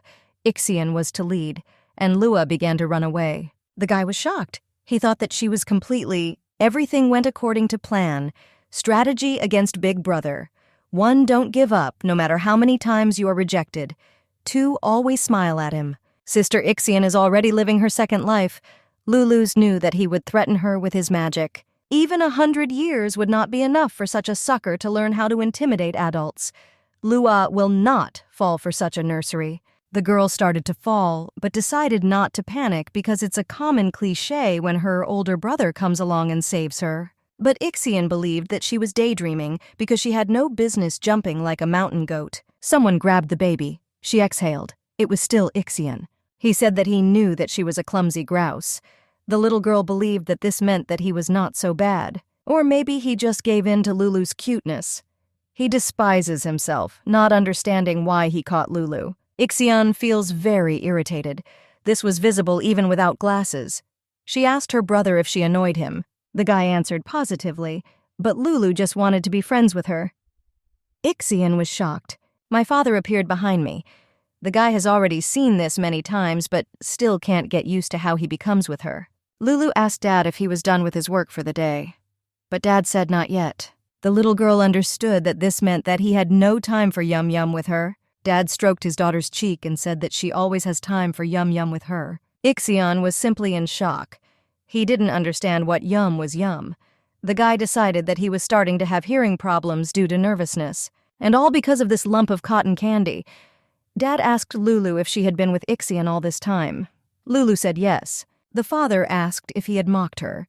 The guy understood that if she told lies, then there was no way for him to get away with it. After all, this is not the first time he intimidates her with his magic, so he decided that he had better confess. Ixion turned to His Highness and said that he was the truth, but Lulu interrupted him and said that everything was fine. Lulu said that no one bullied her and Ixion even played with her, and she had so much fun. The guy was shocked that she was having fun with him, and I didn't understand what she was talking about at all. Dad asked if it was more fun. The baby asked again, and he asked if she had more fun than with him. The baby's legs hurt. Ixion had been an eyesore for several days in a row, and then suddenly he seemed to disappear into thin air. Lulu tried to find him, but the duchy's estate is simply huge. To make matters worse, she had completely used up her ability to read minds. And precisely at the moment when she desperately needs to follow in the footsteps of the main characters, the task will not complete itself. First, she needs to meet with this asshole, and he seems to have disappeared into the ground. She felt herself getting old because of it. Erez apologized and said that he couldn't contain his laughter. The little girl didn't even notice him at first. The guy didn't understand why his sister would grow old at that age. Apparently the problem is not an easy one. Lulu told Ares that life is generally hard. Ares added that she sighed very charmingly, and yet his heart bleeds when he sees how his sister cannot find a place for herself. So Ares asked if she would share her worries with him. Lulu said that Ixion hides from her all the time. Lulu said that she really wanted to be friends with him, because otherwise he will just die, and all he does is complain about how she annoys him and calls Ixion mean. Ares added that he did not know that she liked Ixion so much. Ares was even a little jealous. Lulu said that Ares is 100 times better than him. The guy asked if it was true. Lulu assured her that Ixion could never compare to him. Lulu called it a healing potion, and in general, he is the light of her eyes. Ares kissed the baby on the cheek. It was a great honor for him. Lulu was scared and in shock. In this world, there was a handsome brother who adored his little sister. She gave not even 10 but 100 stars. The baby called him an angel, but immediately her face changed. Ares didn't understand what happened. Lulu said that that column cracked, and out of the blue. Ares told Lulu to go with him to the estate. She was shocked that they would leave so easily. The baby ran away, and Ares looked towards the column with a smile. The girl sat sadly at the table. Anna asked if everything was okay with her lady. Ixion at all lately. The maid said that the young master always avoids crowded places. But before that, she encountered him. The maid said it was nice, and she added that apparently Ixion had not avoided her before. Lulu realized that it turned out that now he didn't even want to show himself to her. She couldn't believe that her attempts to get closer only alienated her from each other. Project: create a loving brother for yourself. The main character suggested that she was too hasty because she was afraid of failure. Lulu decided to put herself in Ixion's place. She recalled how he said that she didn't even have magic, calling her a non-entity. If he doesn't hurt her just because she doesn't have magic. Lua asked the maids what magic was. The maids asked again. The baby said that everyone in her family has it, and she just wants to know more about her family. Anna said that she did not know the details, but magic is something that is passed down in the Ferraten family from generation to generation. It is very different from wizard's mana, and the auras of knights. It was about a special power. At the same time, she instills fear in other people, black like darkness itself. Her Lufan sense tells her the right answer, and Lulu was shocked that their magic was something like the power of the devil. But the maid said that this was not true. The reader realized that she had made a mistake. Such rumors circulate because it is a powerful force. When Nancy first saw Ferriton magic in action, her legs gave way. It's scary to even look at this. The little girl said that she wouldn't say it was scary. The maids were very surprised. Lulu said that she had already seen their family's magic in action a couple of times. Black had never seemed beautiful to her. But then you could feel with your whole being that the power of this dark force was limitless. Fear is a natural reaction to something like this, but in those moments, Lulu forgot how to breathe, not from sticky fear, but from indescribable beauty. The magic was like night, for the warmest night possible, which lulls her to sleep and gives her a good rest. Ares was shocked that magic is a warm night. He asked Ixion if he had heard this. Ares told his brother that that column was not to blame for anything and asked him if he would moderate his ardor. The guy recalled how Lulu told him that she wanted to be friends with him and told her father that she had fun with him. But he also remembered how he told Ares that he could not compare with anyone, and he is the best, and also about the fact that he avoids her. Ixion just tisked and said that he didn't believe her because she was a common liar. The man was shocked. He didn't understand how this was possible. The young lady received all his assets from the Marquis. Even that mine is on the list. This was a conversation between the vassals of the Heckrog. The duchy's vassals from the estate on the island were pleasantly shocked because this was no ordinary lady. Ignoring the Marquis' slippery excuses, she returned everything that he had once stolen from her. The guard himself saw this magnificent scene. This guard was the Viscount Deer. He is the leader of Lulu's fan club, who accompanied her to her meeting with the Marquis. Lulu didn't understand why it was always she who was ashamed here, and since they mentioned it, she decided to take up the quest to obtain mana stones. The little girl asked her dad what about that mine of mana stones that her uncle gave her. The girl asked him if she could control it herself. The man said, "The 100 Lady is still too young for such a thing." They agreed with him, and she didn't even receive financial literacy lessons. Dad told her not to be afraid to throw that money away. After all, her dad already has too many of them. The gentleman was told that the lady had neither experience nor knowledge. They assured the gentleman that it was too early for her to manage the business. He was asked to reconsider his decision. Lulu thought so herself, because she blurted out without thinking. Because if she fails, the fine will turn her into an ordinary child forever. The Duke ordered them to stop chatting. His daughter wants to play with what belongs to her, and they have no right to interfere. Lulu didn't understand when she said that because she said she wanted to run a business and not play with money. The Viscount was walking with a gift, but then he did not notice something strange. He didn't understand what the noise was. The man assumed that Mr. Ixion was training. The Viscount was glad to see Alan the butler. Lately, the gentleman often stays late at the training ground. Maybe the Duke's return had that effect on him. The butler asked what was in the Viscount's box. He assumed there was cake. The Viscount asked if Alan was really so interested. There's a black forest inside. A cake with an incredible amount of cherries, prepared especially for a young lady. He was very interested to see the reaction. He gets so much inspiration from her normal facial expressions, lights some kind of spark in the soul. The butler didn't understand why he should be happy at all. The Viscount wondered how she would react today. Ixion was training. Lately, his magic has become even more destructive. The man came closer to him. He asked Ixion how about calming down a little. The man asked if he was doing this because of the young lady. Ixion called the man a pathetic creature. It's natural to be afraid of magic. This is a normal reaction. The guy thought about the little girl's words that magic is like night. He considered it a lie, just a blatant lie. A lie with which she wants, like a parasite, to cling to the strong and survive. All weaklings do this. But why then can't he get these words out of his head? Ixion was surprised that she was not here, but it was clear that she was probably now with her beloved Ares. This little thing wasn't looking for him because she really liked him. He heard the squeak of her shoes, which annoyed him every day. But for some reason he immediately fell silent. She's nowhere to be found. Ixion does not understand why this is so. The guy noticed a lot of footprints in the baby's shoe. He believed that this was the fate of the weak, because they are not even able to defend themselves.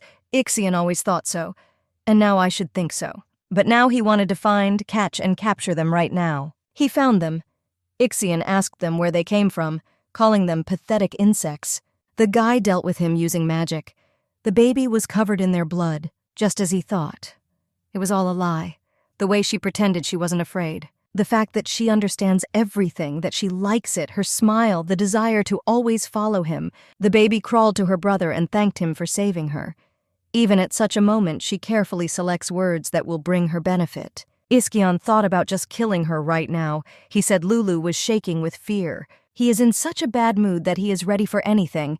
It was clear from her face that he had caught her by surprise. Lulu tearfully said that she was scared, calling him a dumbass. She was very scared, and she asked him why it took him so long. Iskion did not understand what it was. It sounded like she was counting on him, as if for her, his appearance was something taken for granted. She threw herself into her brother's arms. He felt warm. She began to cry in her brother's arms. The guy thought that if she continued to cry so bitterly, she would melt like cotton candy. This has never happened before. All the heirs of the Ferriton family possessed powerful strength from birth. Therefore, they did not need protection from kidnappings, and they could move freely around the domains of the duchy without escort. Just like Luatisha that day, a kidnapping right on the estate is simply unthinkable. Accomplices should be immediately found among the servants. But at that time, everyone was at their jobs. The Duke asked if they wanted to say that no one was to blame for the abduction on the territory of his own home. His lordship ordered them to ensure his sister's safety, and they couldn't even do that. The guy asked how they would be punished for the fact that because of them, Luaticia's life was in danger. The man said that they were undoubtedly right, but they decided to start discussions when they caught the criminals. These two were undoubtedly mercenaries and worked for the customer. However, the problem is that they are both dead. But they can't question the lady. Lulu came into the room and said that she could. Everyone was shocked that the lady came. Dad asked the little girl why she came because he told her to rest. But Lulu said that she had already rested. The little girl told her dad that she would answer all the questions and didn't understand why he didn't ask her about everything. The Duke said that there was no need to force the child to remember this horror, but Lulu said that she, too, is Ferriton. Plus, Lulu seems to have an idea who the culprit is. She received a task to find out the criminal. The little girl said that right before the kidnapping, someone sent her to Ixion's training ground. Dad asked who it was. Lulu pointed to the Viscount. Everyone was shocked because the Viscount almost carried her in his arms. Although he looked at the young lady strangely, the man was shocked by these words. The Viscount said that he would not have dared to blow away the specks of dust. She told him not to try to push for pity. Such cases are resolved by simply checking the facts. Uncle Dear told her that Ixion was at the training ground. She asked the assistant's uncle if this was true. The man said that the young master came for afternoon training. Lulu asked Uncle Dear when he found out that Ixion was there. He said that while he was going to see the lady, it was a little after 3 o'clock. The little girl asked how long Ixion stayed at the training ground. Not even 10 minutes had passed. The young master vented his anger and left. It turned out that by the time Lulu finished her dessert, Ixion was no longer on the site. But the Viscount interrupted her, saying that he did not know this and thought that he would stay there longer. Lulu noticed that Ixion has an extremely changeable temperament. Schedules and plans are definitely not about him. Who, if not Lulu, who spent so much time trying to keep up with him, should know about this? Moreover, because of his eternal hostility towards others, few people dare come to the training ground while he is there. Lulu said that if she had walked through the main building as usual, she would probably have collided with Ixion. But on the advice of Uncle Dear, she went to her brother through the eastern one. The servants were whispering about something. Because of her route, there was no way she and Ixion could cross paths, only if he hadn't suddenly decided to go back. The men agreed that they really couldn't. As a result, Lulu found herself out of Ixion's sight. The location for her abduction was perfect. They wondered if he had sent her there on purpose. They called him a vile kidnapper. The Viscount began shouting that it was not him, and that he was in no way to blame for this. Because he is loyal only to the Duke, to the core. Lulu said she knows. Lulu asked him to tell her who it was now. Who is the real criminal? The Viscount was shocked and asked what she meant and what the name was. Lulu said that he should tell her the name of the criminal. The little girl asked Uncle Dear to think carefully. Because he knows exactly who it is. The man was in shock and did not understand what was going on. And then it came to him. A couple of hours ago, he was telling the butler that he was bringing the lady's cake and said that he couldn't wait for her reaction. The butler asked whether she would eat it in her room or in another place. The Viscount thought that the lady could use some time to unwind in the fresh air. The man added that, besides, she liked flowers. The man was surprised, and he said that just in the eastern garden there is a gazebo on which a warming spell has been cast. The Viscount ordered the butler Alan to prepare that gazebo. An extremely wise decision, the butler noted. He was sure that the lady would really like it. The Duke ordered this creature to be brought immediately. Ares was impressed by his little sister. He said that she was very smart in them. The little girl was shocked because the butler's guilt had not yet been proven, but he was already praising her. Ares seemed convinced of this. The man brought the butler Alan. He screamed to be let go. Alan told the Duke that this was some kind of mistake, and he only recommended the Viscount a place for tea. A man came into the room and said that they had found a kidnapping request in his room. There was also an unidentified communication object hidden there. Alan began to tell the Duke that she had been framed. The Duke ordered him to be locked in a tower of ice spikes, and he will personally conduct the interrogation. Everyone was shocked when the lady identified the butler Alan to survive such horror and then immediately calmly understand the past. And this same lady, their tiny, fluffy, and truly brilliant lady, believed in his innocence, although the main suspect was the Viscount. After all, the idea with the gazebo was hers. And he also said about the lady's training ground. Everyone thought he was crazy, but he was very young. But she believed him. And she even asked who the real criminal was. This was not a simple question. The Duke ordered him to be taken away. The little girl thought that this was not true at all. Lulu thought he was partly right. Her guesses were based on his common sense. Viscount Deer was the last person she saw before the abduction. Even if the criminals had succeeded, the Viscount would certainly not have escaped suspicion. She could not believe that a man who had personally seen how she brought out the Marquis of Terrence would only take on such a risky role if he were like her uncle. Once the criminal was found, the time had come to execute those who dared to neglect the safety of her daughter. And they have already forgotten. Lulu told her father that this happened because she wandered wherever she wanted. They had nothing to do with it. The Duke said that she had every right to wander wherever she pleased, because this was her home, and they are needed so that nothing threatens her here. She's smart, so she can understand what he's talking about. Lulu realized it didn't work, but there is no choice. The little girl said that he wanted to scold them because Lulu was not sitting in her room, and that means it's all Lulu's fault. Dad said no, and Lulu said that she would sit in her room all her life. It's all Lulu's fault. The Duke said it sounded good. Ares turned to his sister and said that he would bring her whatever he wanted. Flowers, decorations, and even the sky itself. Lulu didn't understand what came over his little angel. Lulu was very grateful, and she said that she would die much earlier from lack of physical activity. And I said goodbye to my dad and brother in advance. The men were in shock and did not understand what this farewell was for. The Duke said that he thought and decided that responsibility for what he had done could be carried out not only through the death penalty. The son was in solidarity with his father. The Duke said that their new punishment would be discussed later, but for now he sent them away. They were shocked that the lady managed to convince the gentleman. They didn't believe that this was possible. They were all grateful to the lady and shouted to her that they loved the lady with the snow-white skin and heart. The vassals were incredibly grateful, and the girl's reputation increased again. The task was completed. Shame is a matter of minutes, but human life is priceless. In addition, she also has a task to complete. The baby also received cash for her reputation. Lulu was completely shocked that this was not a lottery, but straightaway money. And also, due to her increased influence, she was given a ticket for 20,000 cash units. There are still unfinished tasks listed on the status window. It still hasn't counted. This meant that Ixion still did not recognize her as a full member of the family. Lulu thought he was a stubborn sheep, but she decided that she should still be grateful to him for saving her. To begin with, she decided to increase her wealth because she has 3 lottery tickets, and all in order to crush Ixion. She summoned the Ring of Fortune. She was shocked by the way the wheel moved there. Everything was under control. She opened her inventory. Lulu just left something useful there for just such an occasion. Potion of Good Luck. This potion, which mysteriously appeared in England, brings good luck to everyone who receives it. It is now in Lulu's hands. However, to gain good luck, she must drink it within the next 4 days, after which the vial will be passed on to the next person. Lulu was surprised when she saw that same letter of happiness from England. She hoped that this potion at least worked. The effect of increasing luck when participating in all lotteries within 1 hour after ingestion, it was perfect. The baby began to drink the potion. It was a very familiar taste for the main character. It was like mint chocolate, and Lulu liked it. Although everyone loves the taste of mint chocolate, Lulu feels the strength awakening in her with her whole body. The power of mint chocolate. She was ready to spin the tape measures. The little girl decided to use all her lottery tickets.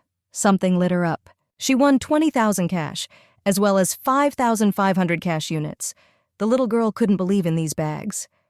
The potion was awesome. Lulu was happy, because she can now invoke the novella, "The terminally ill villainess does not want to fall in love." Since she can no longer find out what Ixion is thinking, she now needs the power to test his level of sympathy. Ixion asked Ares what he wanted, and asked if he had come to kill him. Ares told him not to say anything stupid, because if he kills her, he won't be able to prove his strength. The guy gave his brother a drink and asked him to tell him why he acted so recklessly, although he admits that it turned out very impressive. Ixion told him to back off. Ares added that he was lucky that there was no explosion of magic. Otherwise, he wouldn't be here anymore. The guy didn't understand what another explosion was because he's not that brainless, but it wasn't just a matter of sanity. Because if he allowed it, then Cotton Candy would also die. Ares added that he was wondering why he didn't let Lulu in when she came to visit him. She was so sad. Ixion kicked him out of the room. Ares said it was amazing. He never thought that he would decide to open up to her. The younger one thought that his brother had gone completely crazy. Ares accepted that he was saying no and closed his brother's eyes. Ixion felt his drained mana quickly replenishing itself. The guy didn't understand why Ares would help him recover. Ares said that he is his beloved little brother and he can leave him in trouble. Ixion said that this was nonsense. The brother told Ixion not to lock the door just because he didn't want to show his weaknesses. He said that Luatisia desperately wants to see him. Ixion was very angry about his older brother. And what makes it even more infuriating is that it was he who helped her get better. He thought about his brother's words about how Lulu missed him. Finding Cotton Candy is very easy. After all, this little one immediately attracts attention wherever she goes. He saw the little girl in the window and thought that she was impudent and decided that he should go and scold her. Since she believes that a person is obliged to see her, she should want it. Only his legs are already carrying him to the cotton candy, as if it were something taken for granted. It was a strange thing. He couldn't believe that she wasn't afraid of him, even after seeing that bloody mess. Most people almost lose their minds at the sight of black clouds of magic. He didn't want Cotton Candy to also shake in fear of his powers. Ixion was shocked by such thoughts. He didn't understand why her opinion should bother him at all. He decided that it made no difference how this girl would react to his magic. Exactly. Even if she fell right in front of him bleeding, he would not care at all. Lulu started bleeding from her mouth. The maids were very scared. She began to fall, and Ixion went towards her. The little girl saw her brother running and mentally told him that there was no need to worry so much and that everything was fine with her. And it's all just because of a new ability. The main character decided that she would pause to talk about the power she had chosen. The essence of Lulu's new ability lies in its name. Cough, cough, I'm getting better. The blood meant that her illness was beginning to subside. This is the ability of a villain whose curse becomes weaker the more people love her. Hemoptysis appears from love for her. The fact that the main character started bleeding as soon as Ixion's magic touched her is just great. The brother asked what was wrong with the child. This reaction of her body proves his love for her. Lulu's immunity improves and her fatigue goes away. Lulu told him not to worry so much about her, because everything is really fine with her. The baby lost consciousness after these words. He tried to awaken Luatisia. The girl wanted him to stop shaking her because her head was already pounding. She felt very sleepy. Lulu was sleeping in her room. Dad was next to her. The doctor said that the results of the examination showed that everything was fine with the lady, and even if she has no magic, the blood of the great Ferriton family still flows in her veins. That's why they ask for mercy. They assumed that all the negative energy had left her. In order to get rid of such filth, enormous concentration and the lion's share of resources were required. Since the lady is still small, her body simply could not withstand the overload. However, she should soon wake up completely healthy. The Duke did not understand why she could not go a day without making him go crazy with excitement. First a kidnapping, and now hemoptysis. And not only this. When he had just returned from the war, he saw in front of him a starving child in a disgraceful state. Dad thought that if he fattened her up and dressed her beautifully, everything would be resolved, that his presence alone would be enough. However, Lulu wants more and is always causing problems. Despite this, just saying her name, he feels an unprecedented sweetness in his mouth. The Duke could not believe that a person like her existed in her world. He is ready to protect and pamper her until the end of his days. Ixion sat under the room. He heard his father leave the room. He said it was all because of him, because he constantly used magic around her, even if it wasn't a magical attack. Her body cannot withstand his mana in any form. Even knowing this, he still continued. This was the first time the Duke had seen him act like a lost child. He asked him if his son knew why he sent Lulu to another house. Ixion said he knew, and it was to protect her from magic. Only now he has already returned home. And while the Duke is here, no one is able to harm Luatisha with their magic. But one day, Ixion completely covered her with his spell, and he did it on purpose. To experience it, tried it again and again, because he wanted to believe her. I wanted to trust my sister and love her with all my soul. Ixion is just a pathetic coward, a coward who is afraid that if he falls in love with Luatisha, she will hurt his feelings.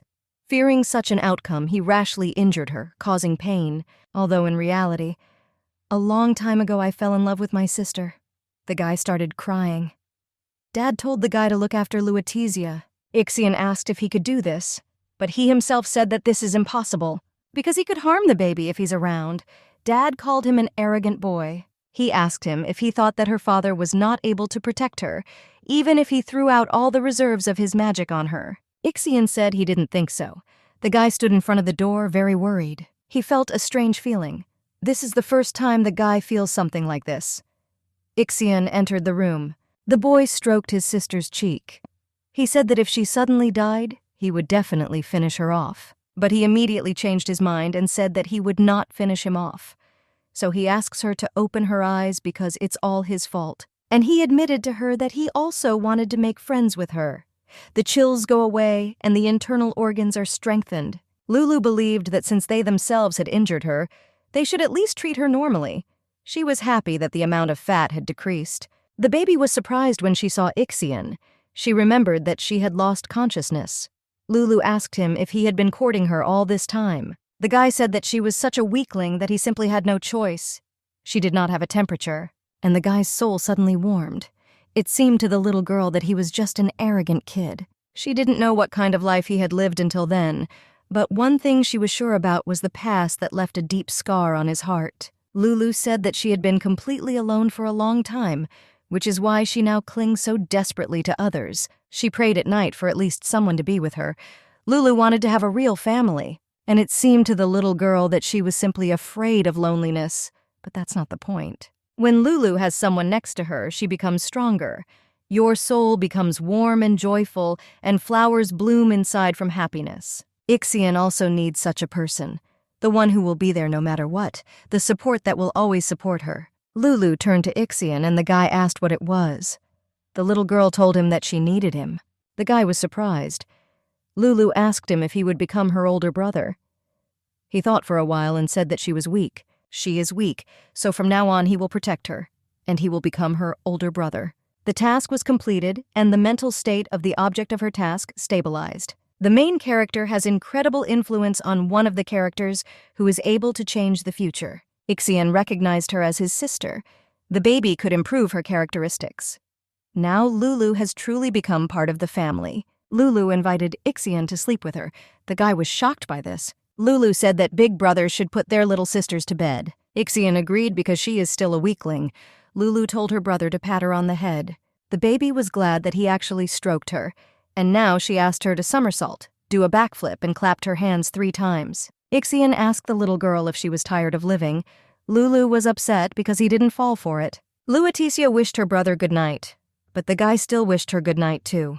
He took the baby's hand and they closed their eyes together, and they fell asleep.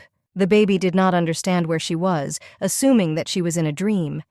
The same little devil greeted her. He said that all this time he believed in her.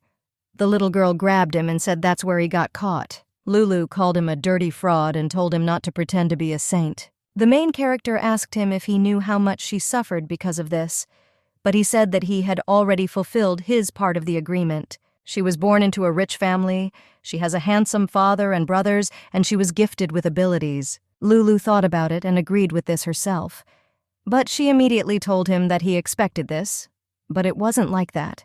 The messenger said that this is too much because she always gives him a 0-star rating. But as soon as she sees a beautiful face, she doesn't spare him even 10 stars.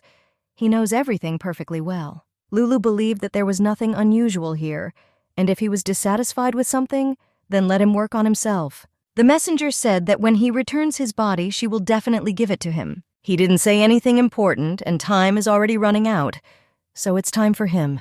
Lulu didn't understand what he was talking about. He flew away, and Lulu woke up in her bed. There were many flowers on it. Anna was glad that the lady woke up. She said that these flowers were left by young Mr. Ixion. The baby didn't understand why Ixion gave her flowers. She was shocked because she didn't believe it. Lua assumed that she was indeed dreaming. Otherwise, why would Ixion give her flowers? Anna assumed that he left them in his place. Still, the young master woke up first and left while she was sleeping. If they hadn't come in, he would have continued to doze with her. However, Ixion does not show his sleeping face to anyone, so he left the room. He woke up and went home without even saying goodbye, but the very fact that Ixion left her flowers. With the arrival of the young lady at the palace, the situation changed dramatically. It was as if his lordship had become a different person altogether. One day, one man heard him say yum yum. Everyone heard this except one vassal. The man was shocked that the Duke had never said such a thing in front of him.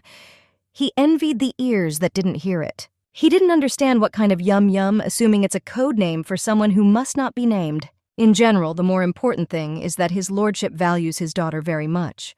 She was able to obtain the fortune of the Marquis of Terrence. However, considering the unprofitability of the mine due to the empty monastones, the young lady is still just a child when it comes to business. She achieved a lot at 4 years old. Moreover, she has not even begun the training that every heir undergoes. Someone heard that they are already applying for the position of her assistant, presumably Viscount. Still, Deer is a genius among geniuses. Even if he doesn't have everything at home, he achieved the title through skill alone. Considering that the young lady didn't have any magic, he thought that she wouldn't be able to influence the succession system in any way. However, the picture is completely different. Young shoots should be crushed as soon as possible to prevent them from becoming a real problem in the future. They asked Mr. Aries what he thought about this. Lulu decided to start leveling up. An identity check was in progress. The reader who made a deal with Aftanes. The check is completed. The level of the ability has been increased and new functions have become available to it. The list of works function is open.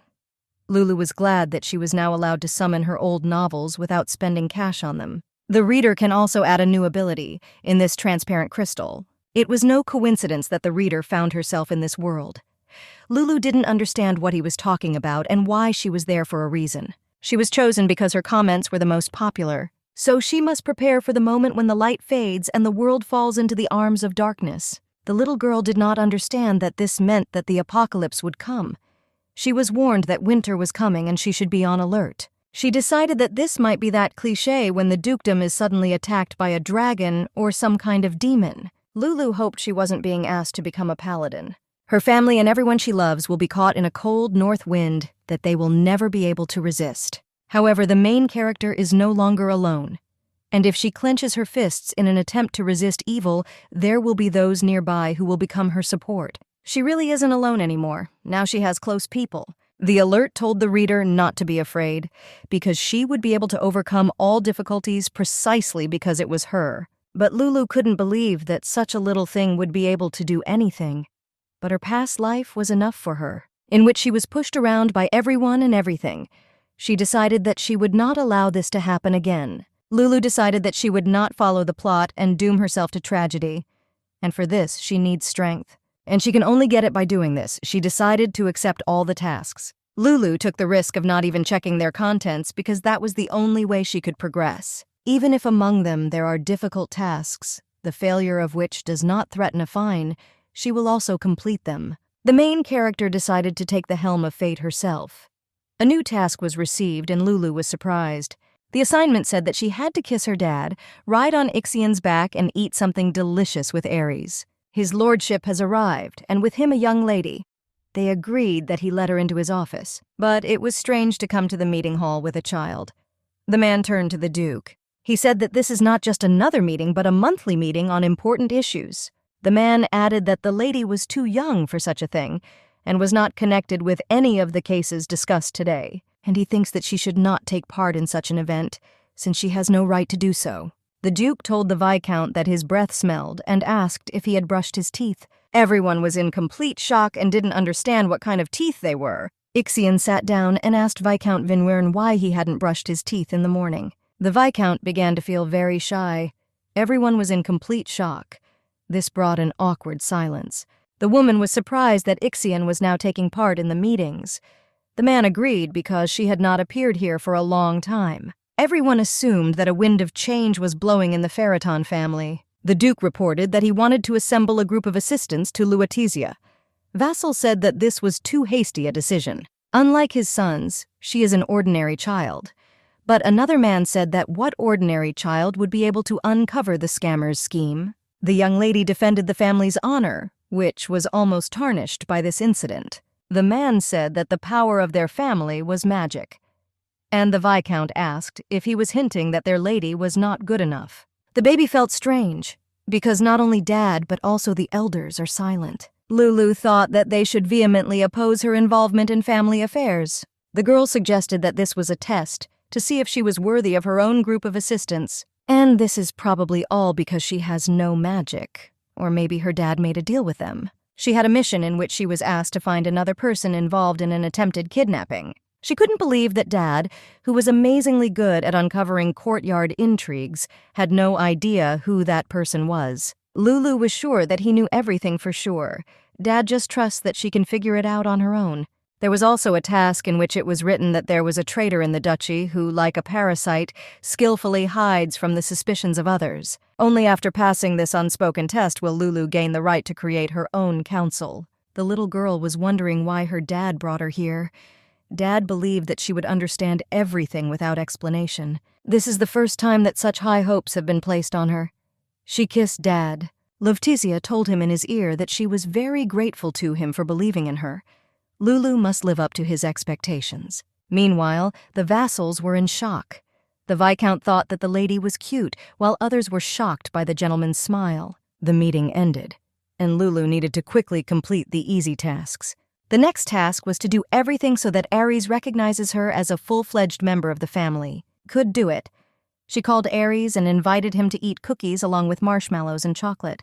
Ares happily agreed, but Lulu felt something strange. She said that if he doesn't have time, then he can reschedule.